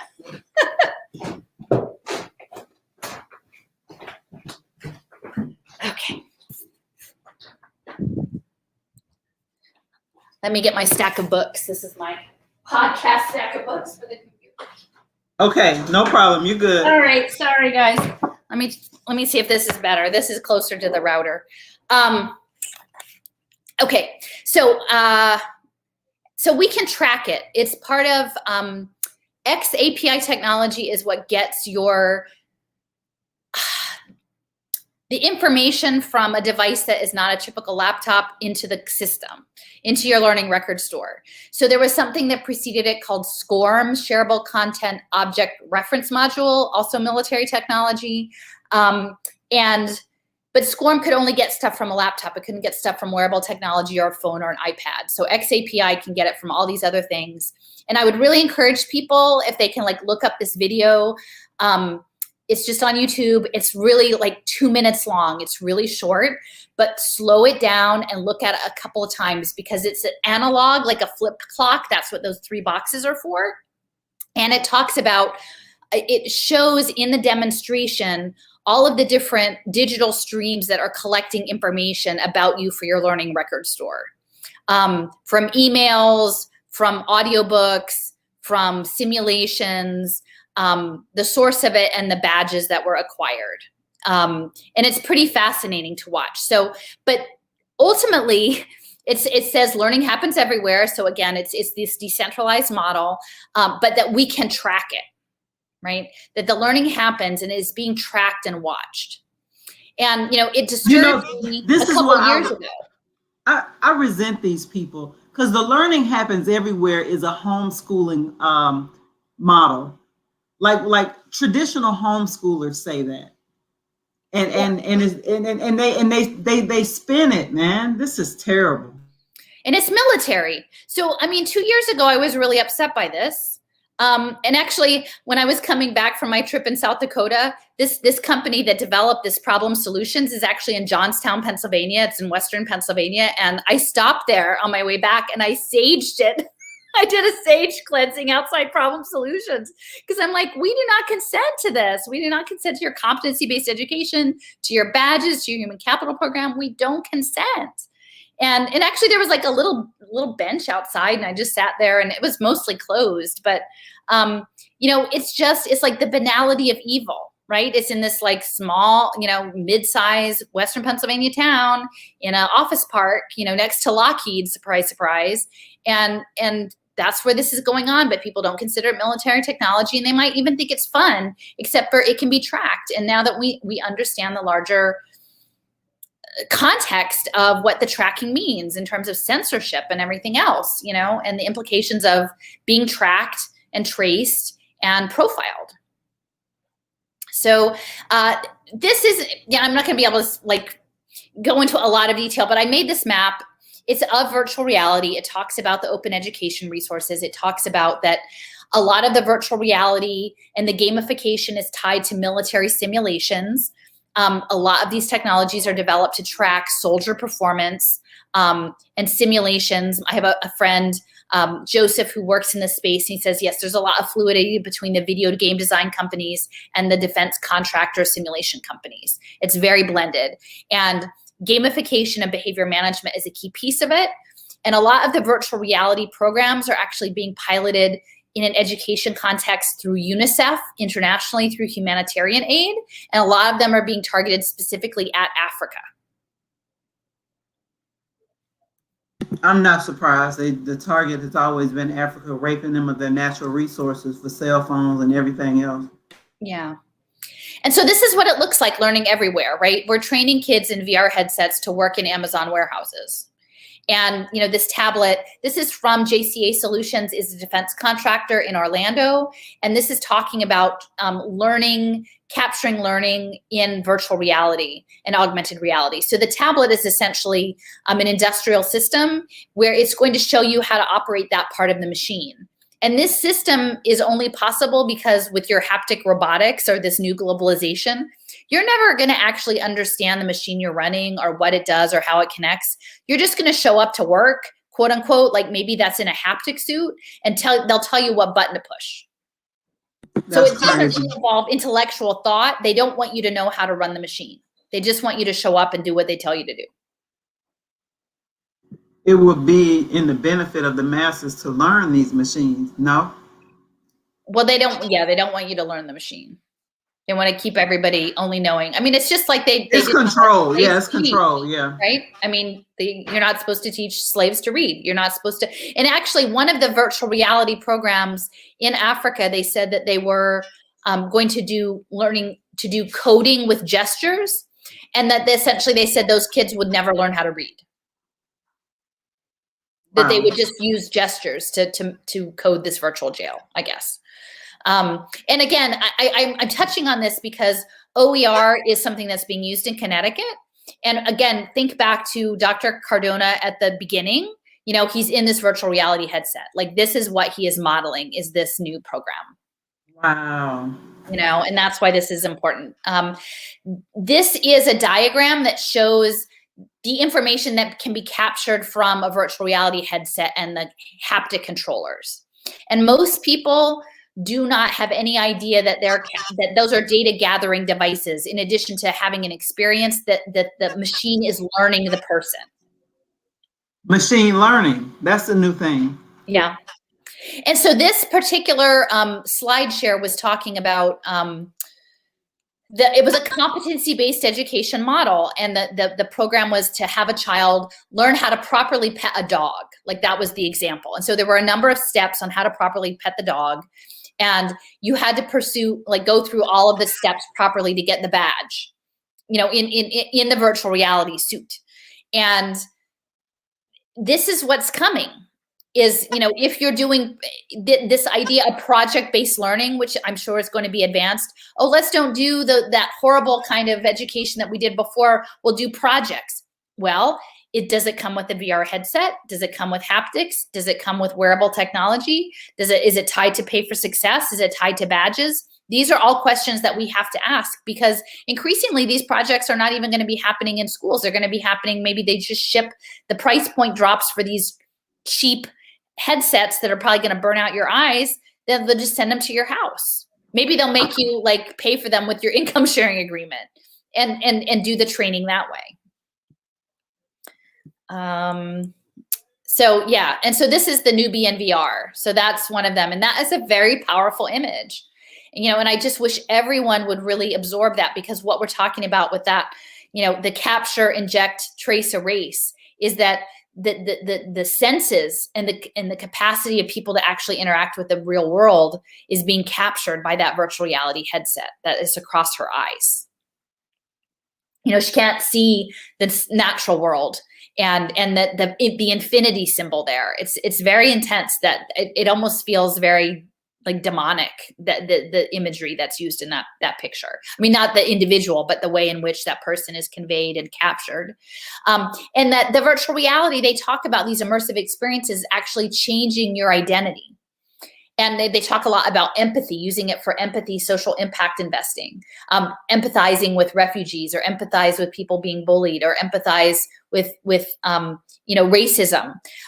But really, they are programming people with these technologies, programming their brains, and they're actually to the point of even using virtual reality to do a behavioral experimentation. Wow. They're programming. It is literal programming. So what's going on with the betting? I've shared this image a couple times, but I talk about that this is fracking. Like, we are fracking children, fracking people for data, fracking their souls to manage and reprogram them. And as Eric Schmidt said, the next most valuable resource is data. So we have to understand that all of these educational systems are about pulling out data. It's interesting that the current governor of Connecticut, his name is Ned Lamont, and he actually made his fortune in distance learning and selling cable television to universities. So that's interesting, right? He's in this space, Ned Lamont. He's in the digital telecom space. He worked for, I think, Comcast, not Cablevision early on, and then created his own company. And then he has partnered in Connecticut with Ray Dalio, who is the hedge fund manager. Bridgewater Associates is actually the world's largest hedge fund. So, and the state of Connecticut really cultivated Bridgewater to stay and expand in the state. And then the Dalio family pledged $100 million to the Connecticut schools, but they set up a program, and then they said that they had to be exempt from all disclosure and ethics rules. That's like the vaccine companies are exempt from lawsuits if it deforms people and if it kills people. Yeah. So they set up this, eventually it fell apart this past year because people fought back about the non-disclosure and the ethics issues. And Dalio said that he's still going to give the money to the schools, but that it's not going to be matched by the state. But again, this is Cardona's environment that he's operating in. These are the individuals. Paul Tudor Jones is on the one side in the tie. Ray Dalio is next to him. Paul Tudor Jones is in the green outfit. He has Robin Hood Foundation as his philanthropic effort, and there's a picture of him, below that with Bill Gates. So they're both hedge fund managers. They're both operating out of Connecticut. There's also hedge fund managers in northern New Jersey too, which is, in the mix as well. But these are the people who are going to be running the bets on pay for success in ed tech and behavioral engineering that is coming. And, Bridgewater Associates, they don't have a super great reputation even among their staff. And there have been a number of labor lawsuits filed against them around surveillance of the employees. It says that Dalio is a celebrity and has been a speaker at the World Economic Forum a number of times, and that the general counsel to the company was the current director of the FBI. Super influential people. What? The current director of the FBI? Yeah. So this was a couple years ago. So I have to just check the timing of this, but this is from the New York Times, and they're saying like it was founded in 1975, so it's an old fund. It manages billions of dollars for these pension funds and sovereign wealth funds. He's a speaker at Davos, and people like to be connected with Bridgewater and Comey. Okay, for a time, Comey, the current director of the FBI, was the general counsel. James Comey, you know, he's at Howard University now. I don't know if you know that. No, I didn't know that. Wow. Crazy. Well, so there we go. And then the other thing about Bridgewater is that they actually, this was as of 2015, so I'm not sure if the UN ended up diversifying their portfolio, but that the pension fund of the United Nations was managed by Bridgewater, which is really significant because this is all aligned to the United Nations Sustainable Development Goals, this ESG investing, and the virtual reality and the tablet-based education is all to run the pay for success investment deals that are running through the Sustainable Development Goals. It all has to run through the technology. So, you know, you can see the layers and how it is wrapped up in itself. The, you know, Bridgewater, the United Nations, the technology, Lamont, and it's all happening in this little state, you know, and again, you know, Dr. Cardona, who's like from Meriden Public Schools, is in the middle of all of it. Dalio gave 60,000 laptops to the kids in Connecticut for distance learning when COVID started. And they were part of, they launched, he and his wife, Barbara, in 2015, this RISE network. So the RISE network was advancing the data dashboards that we talked about before. These were used in Meriden schools where Cardona was working. Again, it wasn't his choice. He wasn't the superintendent, but he was there as sort of an administrator of instruction and achievement gaps. So clearly that is generally always about the data dashboards. And these are the Dalio's data dashboards. And, you know, I will just say that Paul Tudor Jones, who was with the Tudor Investments, Robert Duger, I had mentioned before, worked with Jim Heckman on this Heckman equation and the pre-K space. And Paul Tudor Jones was also with the Robin Hood Foundation that did a lot of work managing impact investments in Harlem Children's Zone and refining this cost-benefit ratio, which you can see there at the bottom. So Tudor Jones actually also backed the first Invest in Kids working group that was Art Rolnick and Robert Duger and Jim Heckman that got the whole ball rolling for the early childhood investments, which again, Cardona is involved in the early childhood space, advocacy space in Connecticut. So all tied into the hedge funds. And I will say when we're talking about the badges, again, they talk about stackable credentials. We know about these learning lockers. A lot of the education moving forward is going to be framed as career and technical education, which again, with the emphasis on four-year college and debt, you know, there has been a lot of swing back to people saying like, no, we actually need the trades. We need people who, not everybody has to do four-year college, which is true.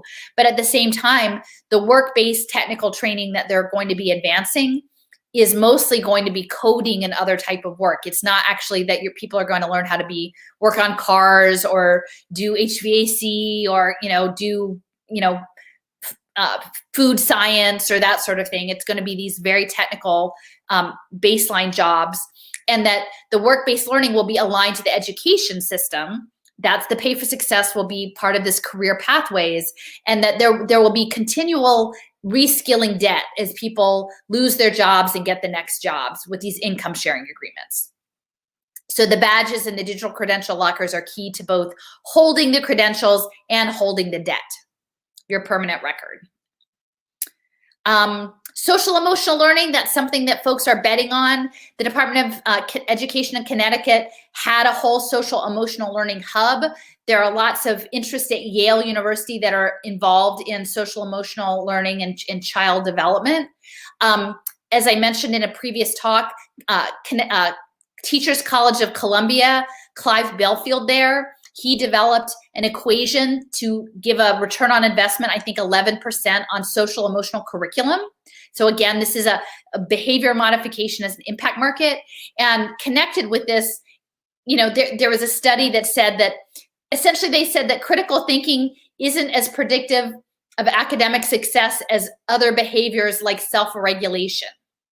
So they want these kids to be self-regulated to a really horrible system so that they can make money off of them through managing the social emotional learning curriculum.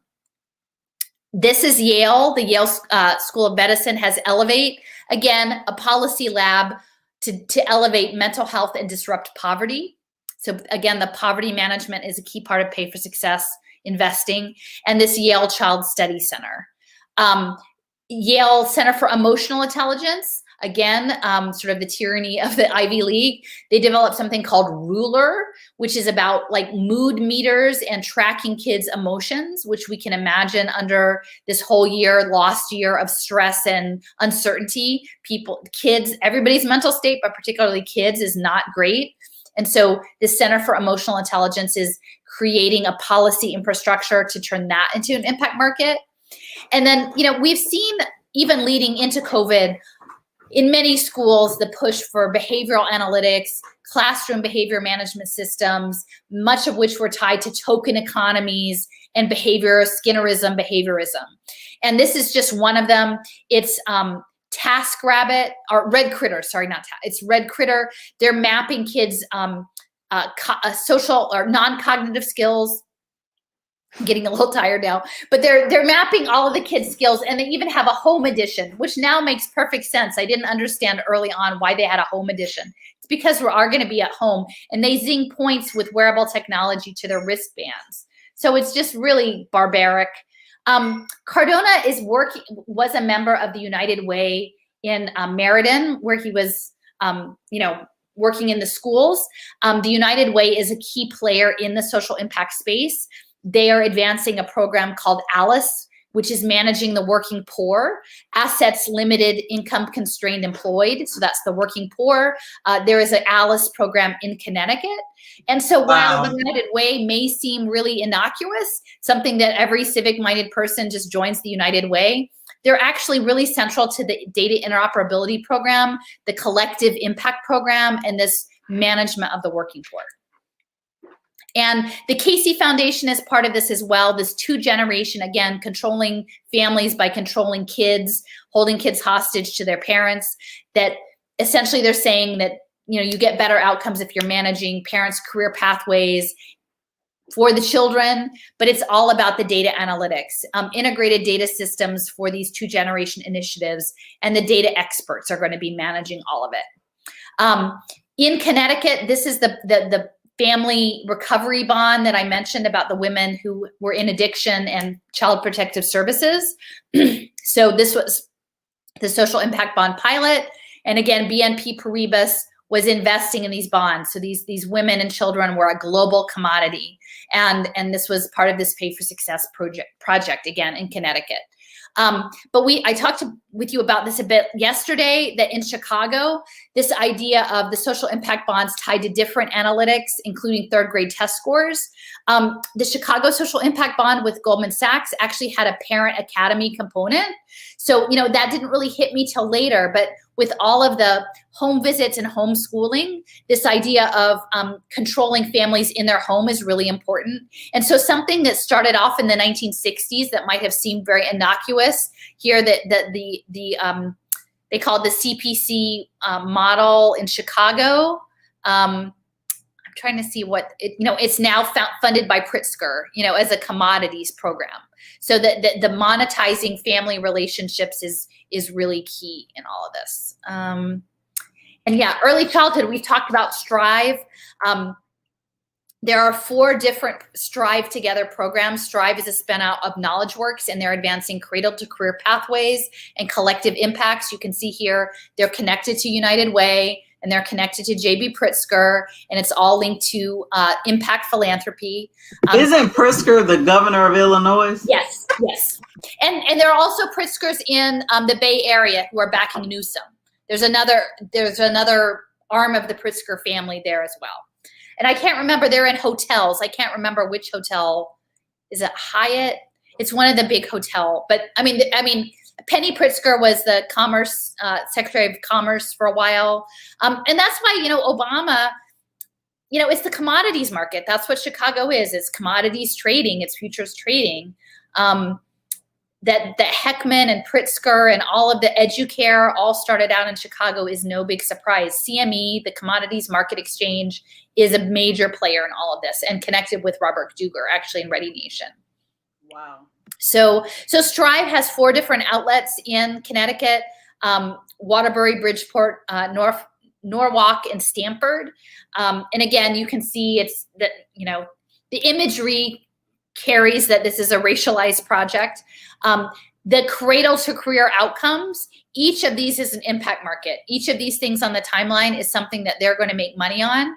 And you can see, and this map is probably a couple years old, but the spread across the whole country. I guess maybe the upper Midwest is the one holdout there.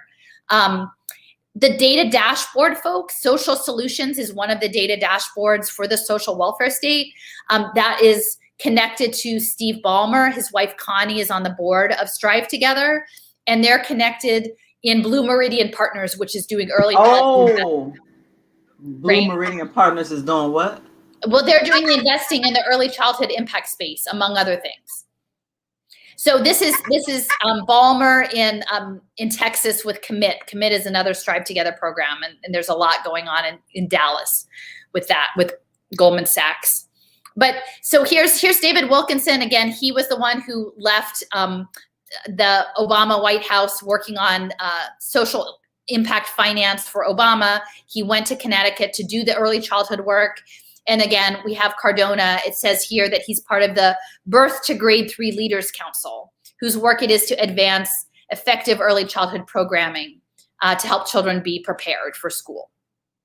Now, did Dr. Cardona develop all of this? He certainly did not, right? And do we all want kids to have what they need, birth through 3rd grade? We definitely do. But it's important to understand the landscape in which he is operating. And it's a very, very treacherous landscape. This is just a fact sheet talking about this outcomes rate card. And again, you hear rate card, a rate card pilot. That's how they talk about children, right? I mean, children aren't rate cards. Maternal health disparities are not things you put on a rate card. That's something for a financial market, and it's gross, and it should be seen as gross. The app below is one of the programs that was being evaluated for this was the Nurse Family Partnership. It's all over the country. And again, it goes back to the 60s, but now it's been tied into these data analytics programs, and they're pushing things called Goal Mama, which is a behavior tracking app for low-income women pregnant women on Medicaid, to track their behavior, to make sure they're doing the right behaviors for their children. These people are sick. It is sick. And, I spoke with the state treasurer of South Carolina about it because he was fighting it there.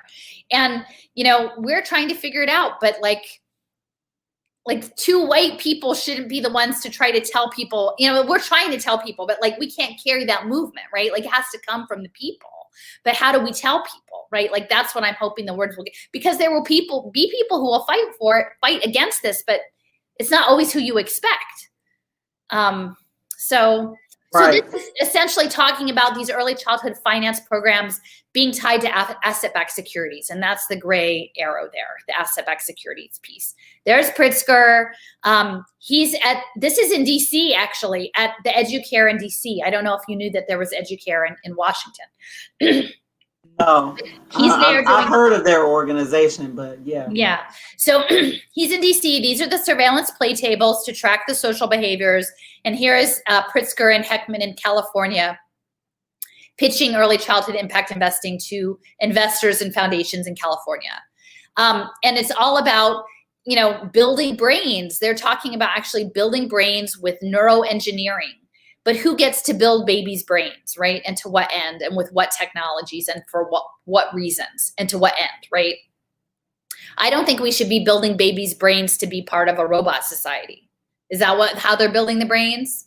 And children are more than just brains, right? That's gross. If you look at a child and you say, oh, well, that's just a brain to be engineered, that's not a humane proposal. And I'm almost done. This is a bit, he was also, Cardona was active in the Boys and Girls Club. Here it says he's part of, United Way and the Boys and Girls Club. The Boys and Girls Club has a program called My Future. They're advancing badging and a lot of digital technology and blended learning and social emotional profiling in their programs, their out of school time programs. And again, you can see it's very tech heavy. They've partnered with Comcast. Comcast is partnered with Khan Academy, and they're doing Internet of Things. So, I mean, does that look like an enjoyable experience for that little boy? Like, it just looks horrible to me. Like, capture, inject, trace, erase, right? Like, he's captured in this thing, and they're injecting Khan Academy maybe or some system and erasing who he is as a being with the mask and the setting. It's just horrible. And then Disney is part of this. So the Black Panther movie, and they're going to build on STEM, not telling you that STEM is a lot of militarization and cybersecurity, cyber warfare, but layering that in with the Boys and Girls Club, with the media tie-ins. Again, Disney is all part of this. They're one of the main funders behind the UNICEF Innovation Fund that's pushing virtual reality on people and on children in Africa. And Hewlett-Packard is also involved with Boys and Girls Club. And they're delivering their tablets there. And again, they're tied to Yet Analytics, which was the picture from the very beginning of treating children as these little dots to be weighed and measured and moved around. And they've got essentially a data command center that they're managing education as a data command center, which is very military language there, with an artificial brain technology to manage human capital, these human capital data challenges. So everything that we're talking about is embedded in this larger system of militarized finance and AI and predictive analytics.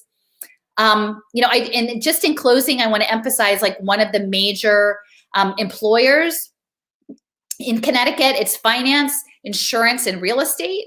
And insurance is dominant. Hartford in particular, the Hartford insurance company, I believe. And that if we understand the historic continuum, that one of the things that happened that really triggered the abolition movement in the United Kingdom was the Zong massacre. And that happened when enslaved people, there was an insurance policy taken out on them as living cargo. And when the ship hit the doldrums, and this is something that Dr. Justin Leroy talks about in his talks, that it hits the doldrums. Right. And that's such a good talk. And maybe we can link to it in the description. But he talks about that because these captives were insured for drowning, but not for starvation or dehydration, that they started to throw people overboard in order to collect the insurance payment. And and nobody was prosecuted, right? Right. Nobody was prosecuted. And then that started people, white people, to really think about the horrors of the slave trade. And it triggered that. And so I think if we understand hedge funds, if we understand the individuals like, Mr. Dalio, who's looking to, set up programs of technological surveillance in public education systems without ethical or being open or transparent, that would advance his bottom line and the lines of his pension, people investing their, whose pension funds they're managing, like the United Nations, that are running these digital takeovers of the global education system for this robotic future. Like, I think what we need is an abolition movement against these surveillance technologies and against the human capital program, period, and especially against blockchain identity, because that is running everything. But, I just want to close that, I do think that there is something greater than just us and these Zoom calls. Like, there is a power behind it, and this is an image from Puerto Rico, but that the ancestors are there, that there's a spiritual presence, that there's a sacred presence, and that even though this might seem really, really overwhelming, the vast majority of humanity on the globe would not want to allow this to happen, and if they had the information and it were actionable. And that's what I'm sort of asking for help with. And that's something that Ulysses and Brother Shamari have been helping me with, is to try to do it in a way that doesn't take up a 2.5 hour Zoom call, so that we can get it to a point that people have actionable information and that they can protect their economies, protect their children, protect the unborn, protect nature, because we're all interconnected. And so thank you. No, thank you. This is, for me, I've been really sitting with a lot of this information, since you and I have started talking. And like I said, the universe actually literally connected us. And because I had never heard of you before, and I'm sure you had never heard of me, but you know, my spidey senses have been tingling for years, and I haven't been able to really like connect the dots. And you have like done that. Like I've talked to people who have watched the previous like videos that you and I have done, and people are still commenting on them. Like people are still watching them. You know what I mean? Yeah. And so I do think that there is some consciousness raising that's happening. But one of the things that I keep hearing from people is like, well, what do we do? What do we do? And that reminds me that we like what they really want to do. I mean, we're already somewhat controlled insofar as like we wait to be told what to do. Right. Like we wait. Like I literally see, and social media has revealed so much to me. I literally see people say, well, this isn't a reputable site. This is a blog. I have to wait until it's in the New York Times before I can believe it. Can you imagine? I have to wait until it's in the Washington Post. Yeah. And then it becomes real. And I'm like, I mean, that's like the education system, though. I mean, that's it's the conditioning. I mean, when I went up against Naomi Klein and I said, well, look at the primary source, like go to the maybe you look at it differently than I look at it. That's fine. But look at the actual source and use your brain. That's what's missing. And they have been doing years of conditioning to get people not to think. The K through 12 education system, I argue, especially in poor communities, are all about compliance. Yeah. They're really not about unearthing natural intelligence and questioning, Socratic questioning. It's not about that. It's about line up in a straight line, wear a uniform. Yeah. You know what I mean? Turning the kids into robots. Exactly. And so now with this IVR stuff that you're showing, like I've just been sitting back processing, like the military stuff is deep. It is deep. And, a lot of it's in Georgia. A lot of it's in Florida. A lot of it's in the South. It's in communities, Atlanta. Imagine if the folks of Atlanta figured this out, like got and understood what it was. The nature of warfare, like I do believe that there is a war on natural life. Yeah. Yeah, no, critical thinking is being dismissed as conspiracy theories oriented. You have no proof, and people, and I found like when people say there's no proof, they literally mean because I didn't see it on MSNBC. That's what they mean. I'm serious, because I pushed them like, well, wait a minute. What do you mean there's no proof? Well, this is not a reputable source. I cannot tell you how many times people have said this isn't. I like being disreputable. And you mentioned something earlier, like, I think about all the past atrocities, right? Now, the Tuskegee experiment has been in the news a lot since the vaccines have been released. And the same kind of thought that went into the devising of the Tuskegee experiment is the same kind of thought that's going into all the information that you're sharing now. The people who are organizing this are very shrewd.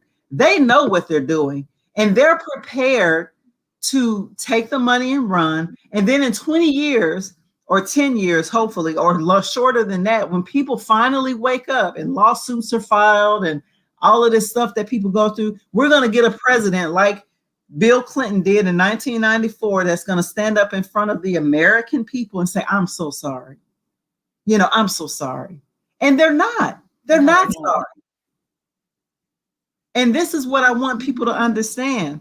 Like, this is a continuum of the atrocities. That's why I hate when people, now I got academics on my page. Well, I don't know why people, they're like, picking out the differences. Well, the Tuskegee experiment wasn't about actually trying to save people. They actually wanted to just see how we don't know that. I'm telling you the thought that went into it.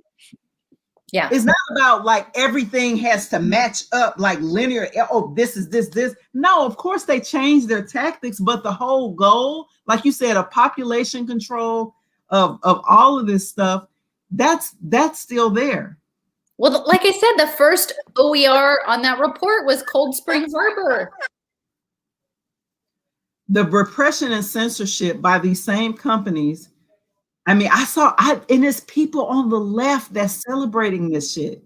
It is the people who normally fight for First Amendment rights. It's people normally who fight for, people to have rights that's guaranteed, like, in the so-called Constitution and the Bill of Rights, which arguably has never really applied to Black people when you think about the amount of repression, and we literally still have political prisoners locked up from the 70s. I know.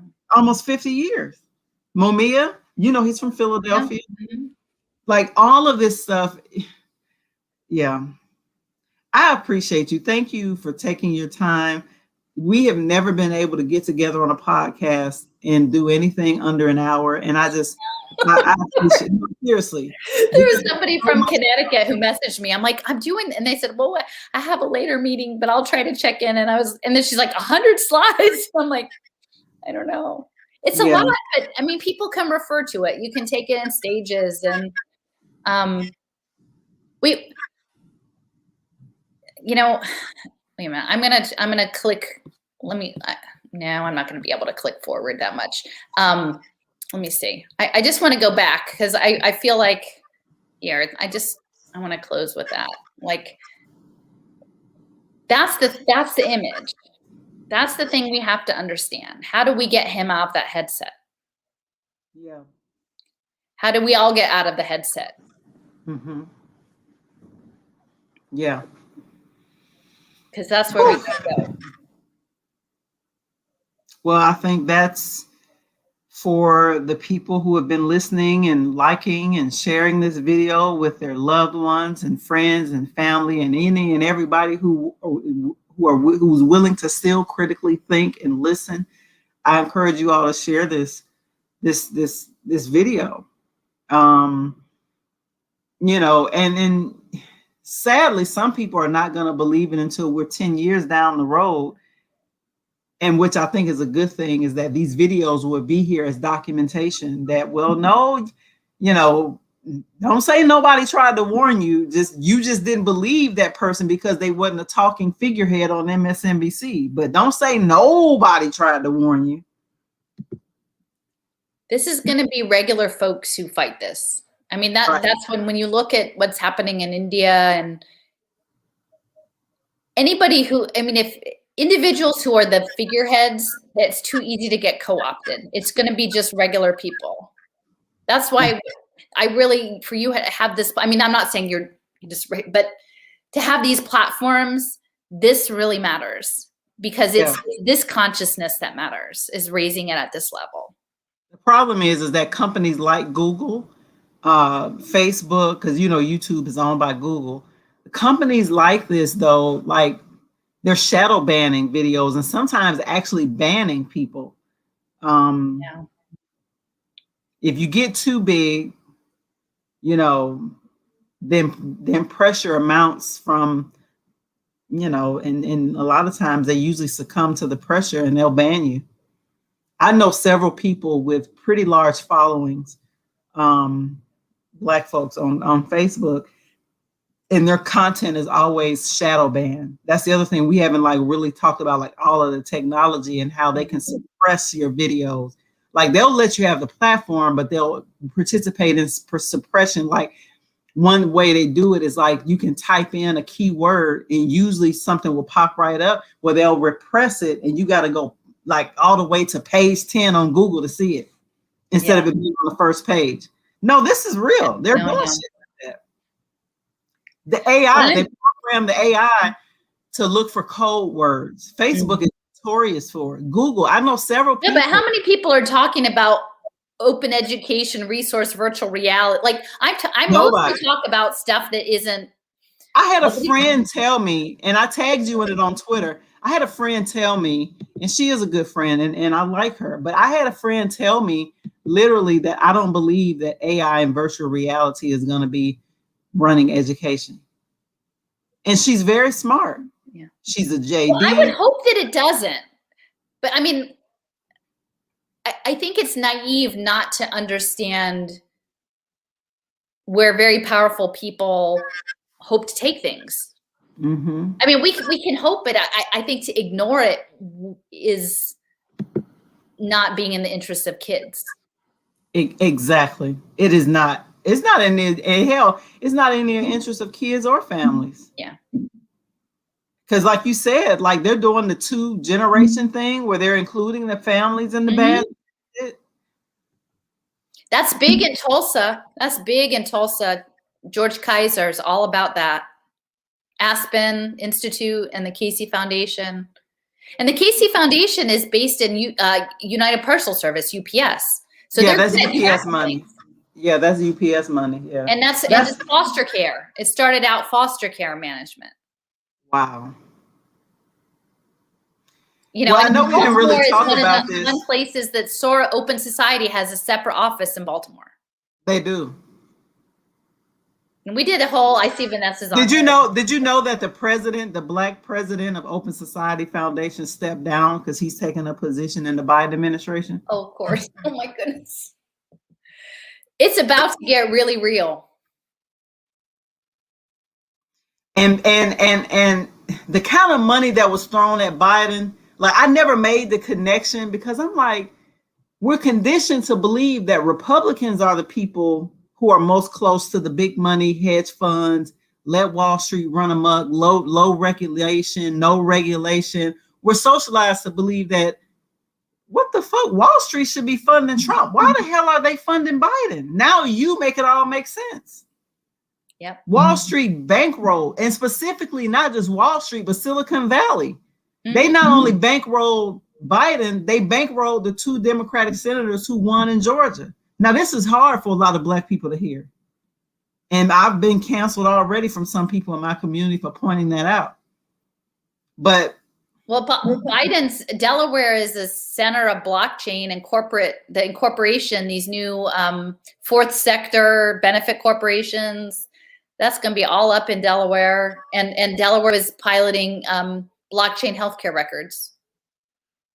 And like literally, who would have thought a year ago that your healthcare record would be potentially your parole, right?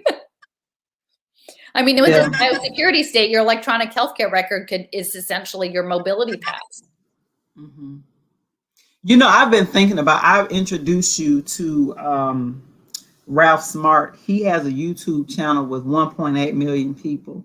When you and I first talked, I said, you sound just like this person, this YouTuber that I listen to. And like some of the key words that you were using triggered me to think about him. And so I sent you one of his videos just so you could get a feel for him. But the thing that I'm thinking about now, like to get this information to more people, because like he talks about this stuff on the surface level. You get down into he talks about it like from a metaphysical, very spiritual place. Because he says the same thing that you do. Like we can win, but we have to do this. We have to do that, you know, manifesting and all of that kind of stuff. And some people think that's quirky, but one of the things that I'm thinking about now is a way for you and him to connect. He has a much greater reach, actually a worldwide reach. He actually lives in the United Kingdom, but went to the university here in the United States. As you probably heard his accent, he's definitely from the United Kingdom, but or Britain, whatever they call it today, London, somewhere over there. But I'm thinking about connecting you two to do a video for your information, like to connect with his spiritual stuff. Because I feel like he don't even know all the details either, because he talks about it very spiritually and he uses some of the language that you use, but he never like literally like makes the in-depth connections that you have, like the level of research and clippings of articles and all of the shit that you just presented in this 100 slides tonight would be extremely helpful for an audience of 1.8 million people worldwide. Yeah. He has 1.8 million people that subscribe. I have to figure out how to do it shorter. No, I think I'm long form, I guess. Yeah.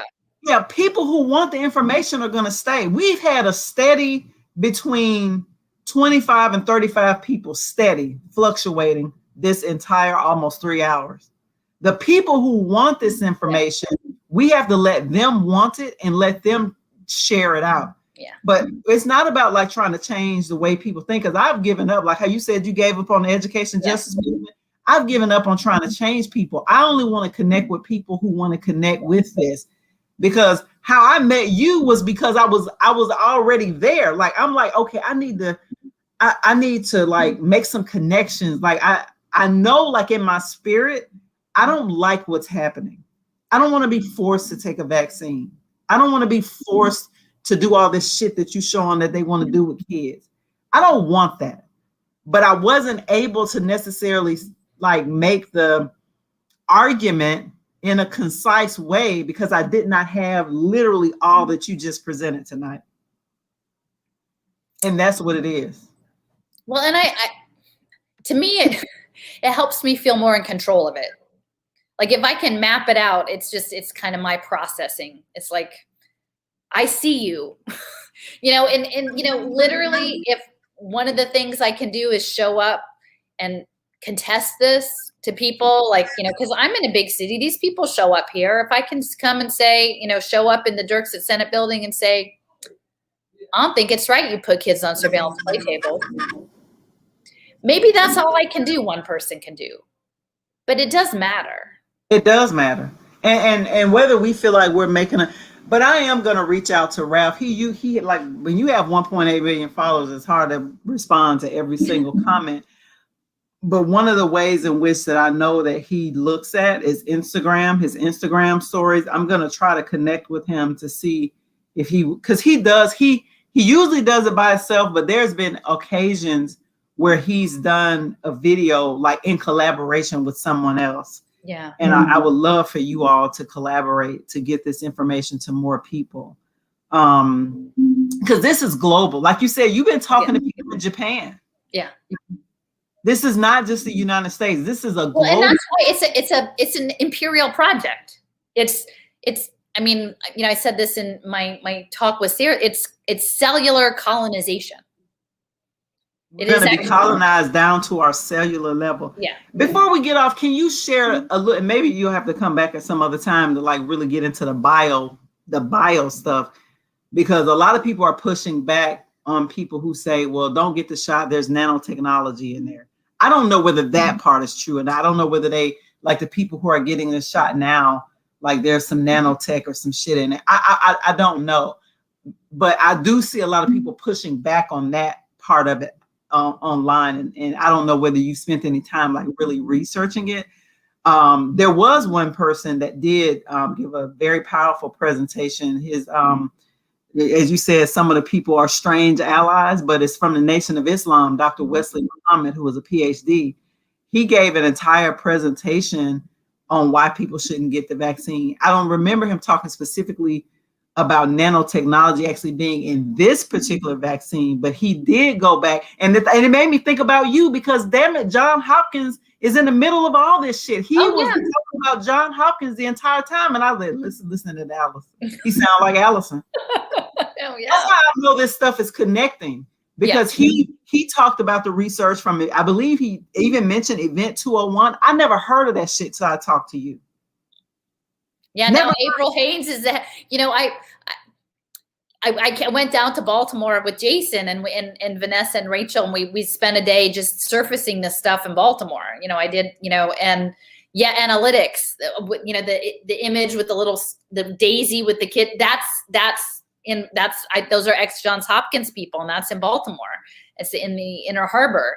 And it's all, but we went to the applied physics lab first off, which is about 30 or 40 minutes out beyond Baltimore first, because April Haynes was at Event 201 and she was total deep state. And I'm like, oh, Jason, we got to go there. And we just went to the visitor parking lot. But isn't she in the Biden administration now? Isn't April Haynes in the Biden administration now? Yeah, then she's the head of intelligence. Damn. I know, right? Damn. I know. It's it's in for a penny, in for a pound. Like I said, we're putting it down, we're laying it out. Like, I'm glad I wrote what I wrote about community schools in 2015, because guess what? Now it's catching up. Let's see what the next year brings. That was 6 years ago, Allison. Wow. I know. I mean, and people hated me for saying it. And I said, listen, I'm not saying in general it's a bad concept, but it's not what people think. Who holds the power right now? And that's the thing with the left and the progressives. Who actually holds the power? Do the people hold the power right now? No. The managers, the left has done the left has been really shrewd. One thing about the right is that they have not figured out how to weaponize identity, except for they haven't figured out like how to, put some black and brown faces on it and really do it up. I think they're doing that now, like on a smaller scale, but the shit that I've been through over the last several years of me being on the national stage now with the NGO space, especially when I was with the organization that I was with before this new one, everything is just all about checking off boxes. It's all about control. Like, are you poor? Are you Black? Are you LGBT? Okay, you can come in. Wow. Yeah. And that's the hard thing. Like in Philly, I don't really fit in anywhere because, I mean, according to the rules, I should just shut up and not do it, and for whatever reason, I'm a conduit and I don't come up with I spend a lot of time researching, but a lot of this is information that is generously shared by other people and experiences that I have had that I feel called to. And I'm certainly not going to lecture at Black and brown communities about what they should do about it or that they should listen to me. But if what my role is to tell other white folks not to put children on blockchain, then that's what I'm going to do. But I'm not going to just wait for someone to tell me what I'm allowed to do. I mean, I want to act in a good spirit, but it's going to come from my conscience. So, yeah. Well, this has been great. We're almost at 3 hours. I know you're tired. I'm tired. I got an early morning. You had a double podcast today. Yeah, no, I am really tired. But you're amazing. Thank you. What you're doing, my grandmother would say, is the Lord's work. And I know you're not necessarily a believer in that way. My grandmother would say, this is the Lord's work. I'll send some good vibes, Dr. Cardona's way that he can get out from under this, or that he can steer through the rocks and do the right thing. Maybe somebody, if you're listening, send this video to Dr. Cardona. Say, look, we're talking about you. Well, we're talking about Connecticut. We're wishing you the best. Oh, Connecticut, yeah. Let's see how we get out of this. All right. Well, thank you so much, Allison. Like I said, this has been great. We really appreciate you. And you and I have to do it again. You get some rest though, and I thank you so much for doing this work. I know you'd spend a lot of time. It's a ton of research. So thank you. Got a little compliment. Yeah. That's why we do it, right? That's exactly right. Right. Right. Well, you take care. I'll see you soon. You too. Thanks everyone for watching. Please like and share the video.